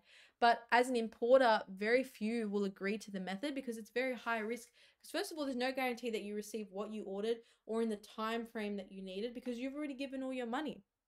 Money in this way and the payment is your form of security. But if you've given all of that up because you've paid in advance, you can't guarantee that when the goods are actually sent that you get what you want. And if you, let's say, like maybe the quality isn't there or you don't get the full order, that supplier is a whole different country and there's, barriers and time differences and all these different things that come into play that make it even harder to get back in contact with them. And then how do you send everything back? And it's just a whole issue, and it's a very big risk as an importer if you give all your money to the supplier first and you pay your exporter in advance fully first before you get those goods, because you don't have that guarantee. Now, letter of credit is a document that a buyer, so the exporter can request, the buyer, so me, that I can request from my bank as a guarantee that the payments of goods will be transferred to the seller. So it's issued by my bank to the exporter, promising to pay them a specified amount once certain conditions are met. So maybe the conditions are once I get guaranteed that they've left the country, once they arrive in a warehouse facility in Australia. So for example, this is like me as a buyer. I go to Commonwealth and I'm like, hey, I need you to sign this letter of credit. I'm going to buy 10K worth of t-shirts from this Chinese supplier. Can you please sign this promising that I'll pay the money once I get proof that the t-shirts have arrived in Australia? But once I commit to that letter, I can't withdraw. So once I sign that letter, I legally cannot withdraw. I have to go through with that deal. So maybe let's say I sign that letter and then I find another supplier in Singapore who can give them to me even cheaper. Doesn't mean I can go back to my original supplier and be like, hey, sorry, found someone cheaper, because I've already been in this physical contract now where I've promised to pay and you have to go through with that. It's very popular with exporters because they rely on overseas banks rather than the importer. So for an exporter, my Chinese supplier, they'd probably and more likely be much likely to trust Commonwealth Bank, one of the biggest banks in Australia, than some random 20-year-old girl who's buying 10K worth of t-shirts. When they see that a bank is a part of it, the exporter is a lot more willing and it's a lot less risky for them because they know that they've got that third party playing that role. Now, clean payment is an open account method and the exporter ships the goods directly to the importer before the payment is received, and the importer does not send the payment until they receive the goods. It's got a invoice as well, which requests the payment 30, 60 or 90 days. So this is where my Chinese supplier is going to actually send me the goods. They're going to directly import the goods to me. I haven't even paid yet. I get my goods and my promise is that I've got this invoice, and they're like, okay, well, you've got to pay me within 30 days or you've got to pay me 60 or 90 days back. But I've already got my goods. So I get my t-shirts and I haven't even made my payment yet. Now, this is great for me. Live, laugh, love. This is the opposite of payment in advance. Payment in advance, the exporter receives the money first. Clean payment, exporter receives the money last. So with this now, great for me as an importer, I'm getting all my t-shirts. But as the exporter, it's very, very risky because who says that I pay it on time? Who says that I pay it at all? There's not a bank backing this up. Like, it's literally just between us. So as an exporter and that Chinese supplier, they wouldn't do this deal with me unless they were very, very confident that I'd be able to pay it back in full and also by the agreed time. So there definitely have to be a strong level of trust there. Now, a bill of exchange is the final one, and it's a document drawn up by the exporter demanding a payment from the importer at a specified time period. So the exporter holds the power here. So they can either have a document against payment where they're like, to me, you can collect your t-shirts but only once you pay, or they can say, I can collect my t-shirts before paying, and then that's a document against acceptance. So it depends which document and which bill of exchange they end up drawing up. But it's a very commonly used payment because the exporter maintains control over the goods until the payment has been made. So the exporter still gets to control whether I collect my t-shirts after or before paying, but they still have that control where they get to decide that by drawing up this document, and that's a bill of exchange. So hopefully that makes sense. Now, when we're looking at it in terms of risk for the exporter, for them, obviously no risk if payment in advance because they're getting all their money first. Like, it's very risky for me as an importer, but in terms for the exporter, they get all their money, no risk there. Letter of credit still has that risk, but again, because the bank has that role in it. There's that guarantee that the money has to be paid, and that makes it a lot safer because an exporter from an overseas country is more likely to trust a very significant bank rather than a random individual. The bill of exchange also, it's less risky than the clean payment, because clean payment, as an importer, I'm not going to pay them until I get my goods and I have that invoice. While with the bill of exchange, the exporter still, like we just said, gets the control of when they get their payment, and they still have that element of control and organization. While clean payment, I'm getting all my t-shirts and I'm not paying them for up to another 90 days. And it's just like the money's just hanging in the air. So that's the risk for the exporter. And it's really important just to know this order, because in a multiple choice especially, they love to ask about this.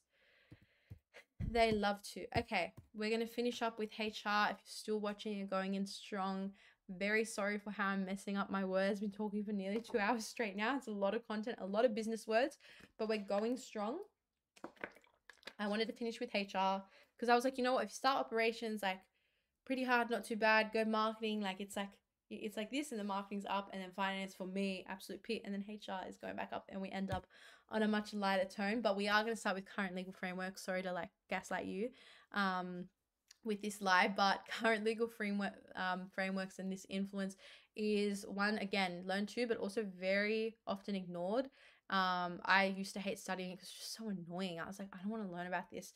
And it's like very wordy, and it's got to do a lot with contracts and legislation. I was just like, I'm not really in the mood, but it is ignored.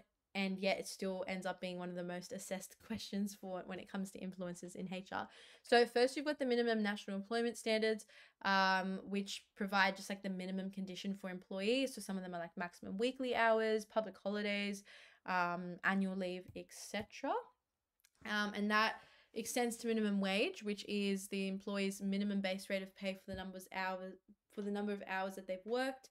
And employers can't set a pay rate below the minimum wage. So if you're working in Australia, there is a minimum wage, and you will at least be paid that money legally. That's the minimum. Now, the difference between awards and enterprise agreements, it's so important that you know this because they ask about it all the time. They've even asked, I know my brother, he's in year 12, and in his trial paper, the actual business report asked about whether an award or enterprise agreement would be good in the business report. Like, I haven't even seen that. I thought they would only do it in short answer, but they can bring it up in the business report as well. So I want you guys to be prepared. Now, awards, my trick is think participation award, everyone gets one. So awards are legally enforceable formal agreements made collectively between employers and employees and their representatives at the industry level. And it's a modern award, consists of like a base pay rate, overtime and penalty rates, allowances, leave and loading, superannuation entitlements, and it applies on top of the national employment standards. And then the basis for a negotiation in an enterprise agreement. So basically, if you work in retail or hospitality, there's just a general retail award and a hospitality award that everyone gets. Your contract, whether you work at a different store to your friend, it will be exactly the same because you guys are under that award, and it's got those base conditions. It's legally enforceable, but it's made collectively at the industry level. So let's say, like, for example, I used to work at Sportsco and I was under like a retail award. They didn't sit with me and be like, hey, what do you think about these pay conditions? Hey, do you want overtime? Hey, these are your allowances. No, it's the retail award. And if you work at most retail stores, that's the type of legal framework that they do have, where it's like, here's this contract. And it's literally just the retail award. Same if you go work for hospitality or you work for a fast food company, same thing. They don't sit with you and negotiate, what pay would you like? You're getting minimum wage. You're going to get minimum wage. And that's what happens with awards because they're at that general level. Like I said, participation award, everybody gets one. Everybody gets one. Now the difference, and the only reason I say that is because enterprise agreements are collective agreements made at a workplace level between an employer and a group of employees about the terms and conditions of employment. Notice the difference in the name itself. Awards, like you're awarded this. Enterprise agreement. If it's an agreement, there has to be two sides, right? So in the award, everyone's just given it. You don't get a say, like that's just the bottom line. Enterprise agreements, the employer and the group of employees actually come to agree about the terms and conditions of the employment. So this is where they actually start to negotiate pay rates. They negotiate the penalty rates, overtime, allowances, the hours of work, and their leave. And they genuinely have to come to an actual agreement. And it obviously can't include unlawful terms, and it has to have a dispute settlement procedure. But enterprise agreements is when it's actually within a business. So you sit down with your boss, you sit down with your workers, everyone comes together and they're like, okay, this is our contract, this is our specific pay. And obviously it's going to go above the award and above those minimum conditions, because why would they have it when they could just have an award? Like, if you obviously want to offer more to your employees, and especially for bigger businesses, especially in office jobs and industries like that, they're going to be putting in these enterprise agreements. So that's the difference between the two. Awards, like I said, participation, everybody gets one, and enterprise agreements are the agreements between the employer and the employees, so the group of them, coming together to talk about their terms and conditions of employment and reach a new contract. Now, work health and safety, that's all established by Safe Work Australia, because they've conducted research and developed national standards, codes of practice, and common approaches to work health and safety laws. Now, the main law for this is the Work Health and Safety Act of 2011, which requires that businesses provide a safe system of work, that they reduce risk to employees in the workforce, that they take reasonable care, and that they meet the requirements. Now, one aspect of this is workers' compensation. I'm sure you guys have heard of workers' comp, which provides a range of benefits to an employee suffering from an injury or disease related to their work. It's provided to families of injured employees when the injury or disease was caused by their work. So here we've got this case study of James Hardy, who was an employer at a cement manufacturing company, but he didn't actually warn his employees of asbestos and its health effects on their job sites, and that led to numerous employees suffering negative impacts, and also death and very severe sicknesses and diseases, because they didn't have the proper safety equipment to be in those conditions and around that asbestos, which then affected their health. And that's not on them. As the employer, your responsibility is to have those work health and safety laws and to be actively implementing that into your practice and into the workplace. So if that's not there, that falls back on the employer, back on the business. And this is all administered by WorkCover New South Wales. Now, not only does workers' comp have a very large effect on profitability, forget the money part, the reputation part, but just the genuine ethical part. When you go to work, you expect that you're safe and that you're in a safe environment and that you've got the right equipment, especially if you're in these conditions. So on a social and an ethical, on just a humane level, but of course from the business perspective, on a cost level, workers' compensation is very, very, very important to consider, and the work health and safety laws are the absolute bare minimum of any business to ensure their workers are safe and healthy. Now, another part of the current legal framework is discrimination, which occurs when a policy or practice disadvantages a person or group because of one of their characteristics, whether that's age, gender, disability, etc. So anti-discrimination law was designed to protect employees from direct and indirect discrimination in HR, and to prevent discrimination and avoid fines. Employees need to comply with legislation and audit all their policies and practice to ensure that they don't discriminate. Now there's different anti-discrimination laws. So they've got the Sex Discrimination Act, the Anti-Discrimination Act, they've got the Affirmative Action for Equal Employment Opportunity for Women Act of 1986. There's different anti-discrimination laws, but the most important part of this, again, relates back to work health safety laws as well, where yes, there's fines and yes, there's legal costs if a worker is discriminated against and they take that to court. Of course, there's legal costs. It's a whole procedure. It's a timing thing.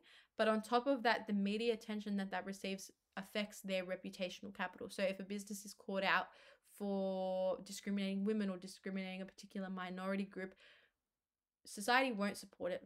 Consumers will lose their trust in the business. That affects their reputation. No one wants to support that business by providing it with sales, and then that's going to obviously decrease sales, decrease profit maximization. I hate to it feels wrong to keep tying everything back to money. It actually sounds messed up. This is not my personal beliefs, but from the business perspective, you always have to be in business studies at that business management perspective. For them, bottom line profit maximization, that's what they care about. So it's very important that throughout the exam you can connect it back to this and keep making those links back to this goal, because that is the objective of every single business and just the foundation of business studies is making a profit. That's what a business is. That's literally definition. The goal of a business, the whole purpose is to make a profit. So whether you're talking HR, operations, or marketing, even though profit maximization's got a lot to do with costs from finance and marketing sales, you can link profit maximization to every single part of the syllabus, including current legal framework. Now, equal employment opportunity, which is EEO, refers to the equitable policies and practices in recruitment, selection, training, and promotion. So if they want to reflect and if you want to see the level of equity in a business, you can actually see that through the opportunities that that business has for women and minority groups. Because that shows that the business has like a positive work environment and that that's promoted. So let's talk about the processes. So you've obviously got training, which is developing the skills, knowledge, and attitude that leads to superior work. Then you've got development, which refers to enhancing the skills of the employee in lines with changing and the future needs of the organization. But like you guys would know that the HR processes are very short. Like it's just the 4. It's actually the strategies that are a lot longer. So when it comes to memorizing, I know I was able to define each of them and write a couple lines for each, but I knew the strategies in much more detail, and I definitely feel like that supported me in both my trials and my HSC. So 4 processes, I'm not saying ignore it, but in terms of your study, the 4 dot points compared to I think there's 7 to 8 strategies, like you want to hone in on those strategies 100%. Strategies that I feel like came up a lot were leadership style, job design, and recruitment, and the strategies are really good to apply to business scenarios. So I definitely recommend knowing the strategies in pretty good detail. There's leadership style, which refers to the ways that managers communicate with the employees to inspire and motivate them to work together to achieve an organization's goals. Now, whether that's the autocratic leadership style, where there's one boss, very high level of control, and all of that control is just streamlining down, the workers don't really have much to say, they just hear the decisions and act upon them. There's that approach, which of course has its advantages but also has its disadvantages. The advantages is that that high level of control is maintained, and in times of emergency, decisions can be made really quickly, and it can really help increase productivity in those like kind of emergency conditions. The disadvantages of an autocratic leadership style is that there's no sense of teamwork or collaboration, and a lot of the time workers don't feel respected nor kind of heard from, and because of that, that feeling of neglect or that feeling that there's not much consideration of them, that can reflect in their work, it can reflect in their productivity, it can reflect in staff turnover and workers leaving or their high absenteeism rates. It all depends. The opposite, of course, is the participative or the democratic approach, which is where, yes, there's still that boss and that kind of level of hierarchy, but everyone's working together. So let's say there's a big business decision that needs to be made. Maybe the boss sends out an email. It's like, if anyone has any ideas, please come to me. Or maybe they even do a big group meeting and they're like, oh, I'm thinking about investing in this company, but I'd love to hear your thoughts. The advantage of that is that there's a very high level of teamwork, and the workers do really feel just that sense of connection and really do feel cared for and important because they're being considered in significant aspects of the business. The disadvantage of that, though, is that it is quite timely, and when you do have to make very quick decisions, hard to be like, hey guys, whenever like we're gonna have a meeting, let's all come together. Like especially in times of emergency, you got to quickly act upon something, especially if like the business, for example, is about to go bankrupt. Do you really have time to be like, everybody, staff meeting, what do you think we should do? Like depending on the situation, different leadership styles will definitely suit, and each of them have their advantages and disadvantages. But I definitely recommend learning that strategy because I feel like it comes up a lot. I've seen it in a lot of past papers. Now there's job design, which is the number, kind, and variety of tasks that a worker is expected to carry out in the course of performing their job. So let's say you go to working for retail, maybe your job design is working the cash register, customer service, talking to customers, unboxing deliveries, hanging up clothes, cleaning fitting rooms. I don't know. Your job design would just be the types of tasks that you have to do and how many you have to do. And then there's recruitment, which is the process of locating and attracting the right quality and quantity of staff to apply for employment vacancies or anticipated vacancies at the right cost. You can either internally recruit, where you go to your workers and be like, hey, we need someone new to do this position. Would anybody like to stand up? Possibly have this promotion. Or you can externally recruit, where apps and like websites like Seek and Indeed, or even like recruitment, like having those like recruitment agencies and going to those offices to speak to people who can then go and find jobs for you and help support you in that process. There's obviously different options, but these 3 I feel like are some of the best ones to learn. Plus rewards. If you're not writing about rewards, what are you doing? Monetary and non-monetary rewards. if you know, like if you have written about rewards and you feel like you just know that that's a good strategy, it's going to work every time. It's got to work every time, because anytime you've got to talk about motivation, or they ask about absenteeism, staff turnover, any of these issues, corporate culture, you know these people, like, and even for us, anytime there's a reward involved, best believe you'll be on it. Best believe I'll be on it. Like, if there's a reward, best believe I'm going to work harder and I'm going to show up. Like, and I'm sure you guys are the same. So with strategies, definitely recommend those four.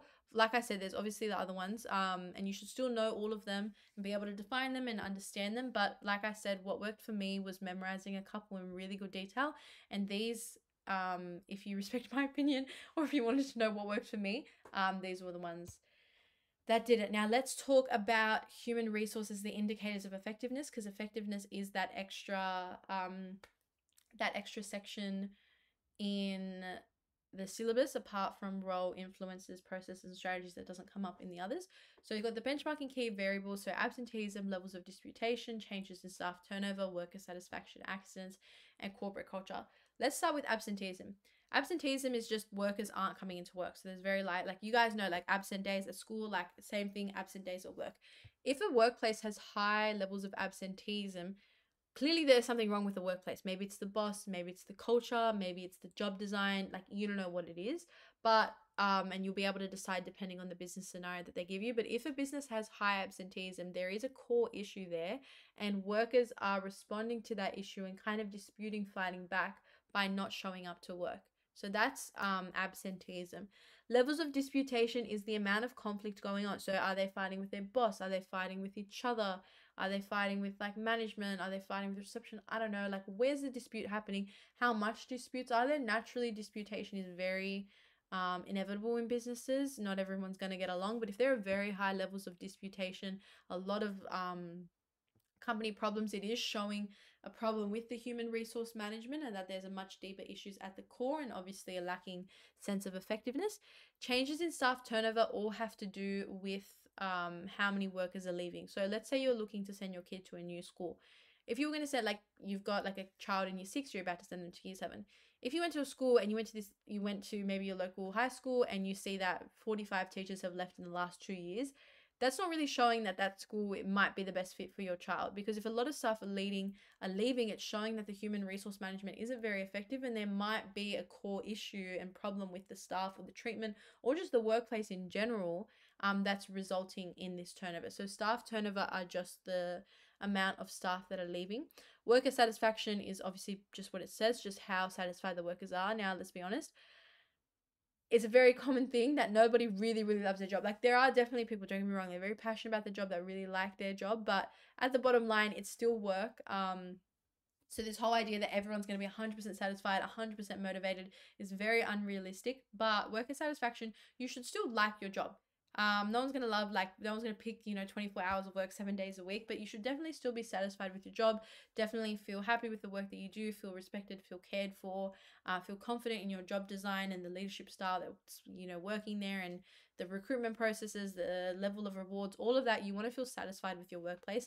And if workers aren't satisfied, then it's not showing a very high level of effectiveness either. Accidents is very, very important. It's a very big sign of effectiveness, because we were looking at work health and safety laws before. If there's a very high level of accidents and a high accident rate, it's showing limited consideration for work health and safety laws. But again, legally, that's not right. But it's also just showing not much consideration for the workers, and just a messy foundation if a lot of workers are hurting themselves, injuring themselves, catching sickness, disease at their workplace. It's not very effective. Corporate cultures all got to do with the business and its values, how close everyone is. I know businesses that go out for group dinners or go grab drinks after work and really have that strong bond is showing a stronger corporate culture, compared to other businesses that have very high levels of disputation. Everyone's very competitive, no one gets along, nobody talks, and it's got that vibe.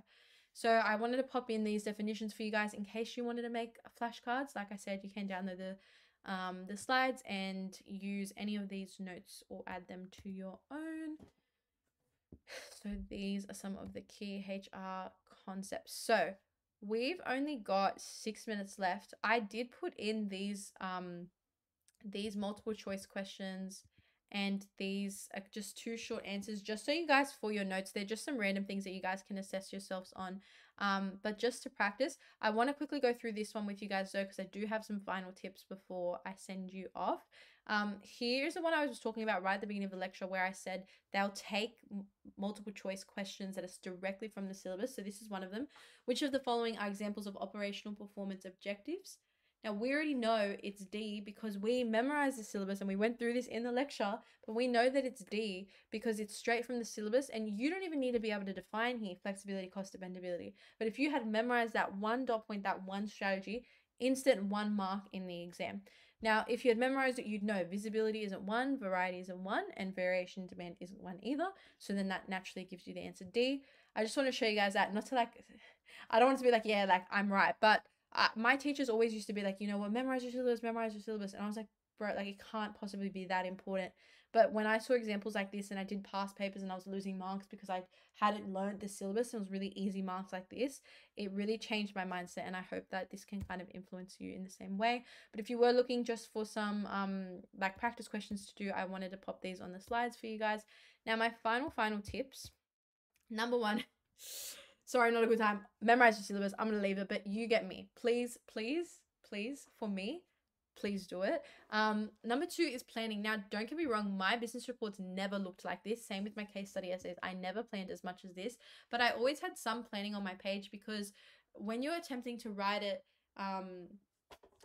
it'll just really help your structure. Like for me, here we've got like outline 1 legal, 1 ethical issue. I would have just written like outdated machinery, exploit regular differences, then recommend 1 strategy, and then I'm going to pick like monetary, non-monetary rewards. And I would just quickly write them out, because then in my executive summary, I knew exactly what to write about. I wasn't writing very vaguely and being like, this report will outline 1 legal, 1 ethical issue. We'll also recommend 1 strategy. Instead, I was like, this report will recommend the strategy or the human resource strategy of monetary and non-monetary rewards, which can in turn satisfy the competing interests of 2 stakeholders, which are blah, blah, and blah, blah.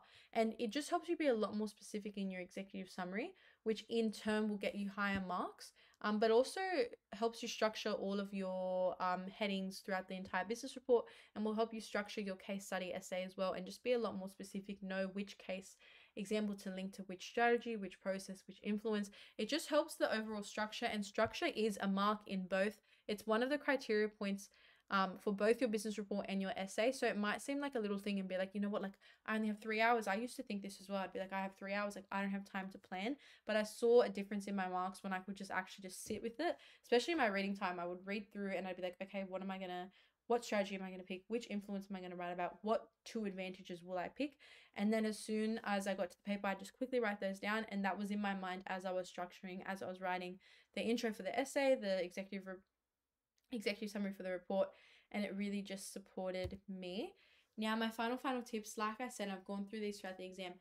Make multiple choice your absolute best friend. It's 20 marks as well. You guys saw just then, like it can come straight from the syllabus. The mark is always going to be there. You just have to pick the right one. So the more practice you can do, and if I can give you one piece of advice, please do as many practice multiple choice questions as you can before your exam. It weighs just as much, and it, like I said, if it doesn't help you, if you know that your business report or your case study essay aren't very strong and you don't have too much time to improve that, it's much easier to grab those extra marks in multiple choice than it is to improve in your business report.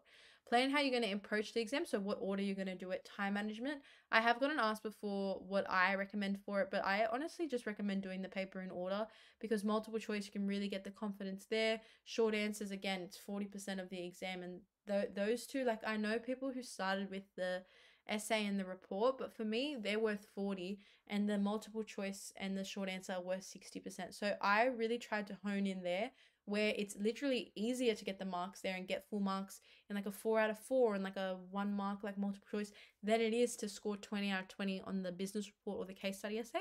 I know you might think like, oh, what about timing? But a lot of the time you end up finishing short answers and multiple choice quicker than the recommended time, and you have time and you're completely fine to finish your essay and your report. But trying a practice paper at home is a good idea, and just doing it in full, because that works for me, but it might not work for you. Everyone's different, and it depends on your strengths as well. If you really know that multiple choice is your bad section and you know you're just absolutely going to flop that, you don't necessarily have to do it first. You could leave it last and like maybe you don't finish the exam because you've left it last and you really want to focus in on your report, which you feel really confident in or which you really want to improve on, it completely is up to you. And if you've got some questions or anything specific, please leave it in the chat, or you can even comment it on the TikTok. I'm happy to help you guys out.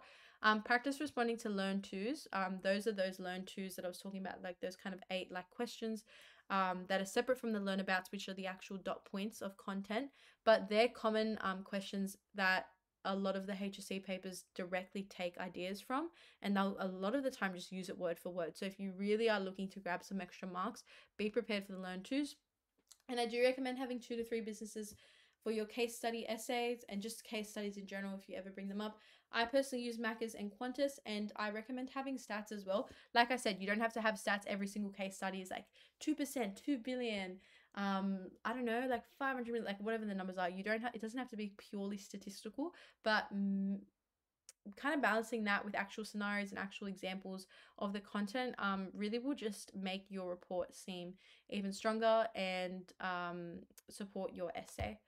So thanks for sticking with me, guys. I'm so sorry. I know my voice at times, I was losing my words, but there is just so much content in business, and I wanted to try and get through as much as possible. I'm very sorry if this felt very rushed, but we really wanted to be able to look at the hardest topics and the hardest ideas of each of the functions just so we could be as productive and effective. We're trying to achieve those objectives of business. But all the best for your HSC. Thank you so much for coming to this lecture during your school holidays. I'm very proud of all of you.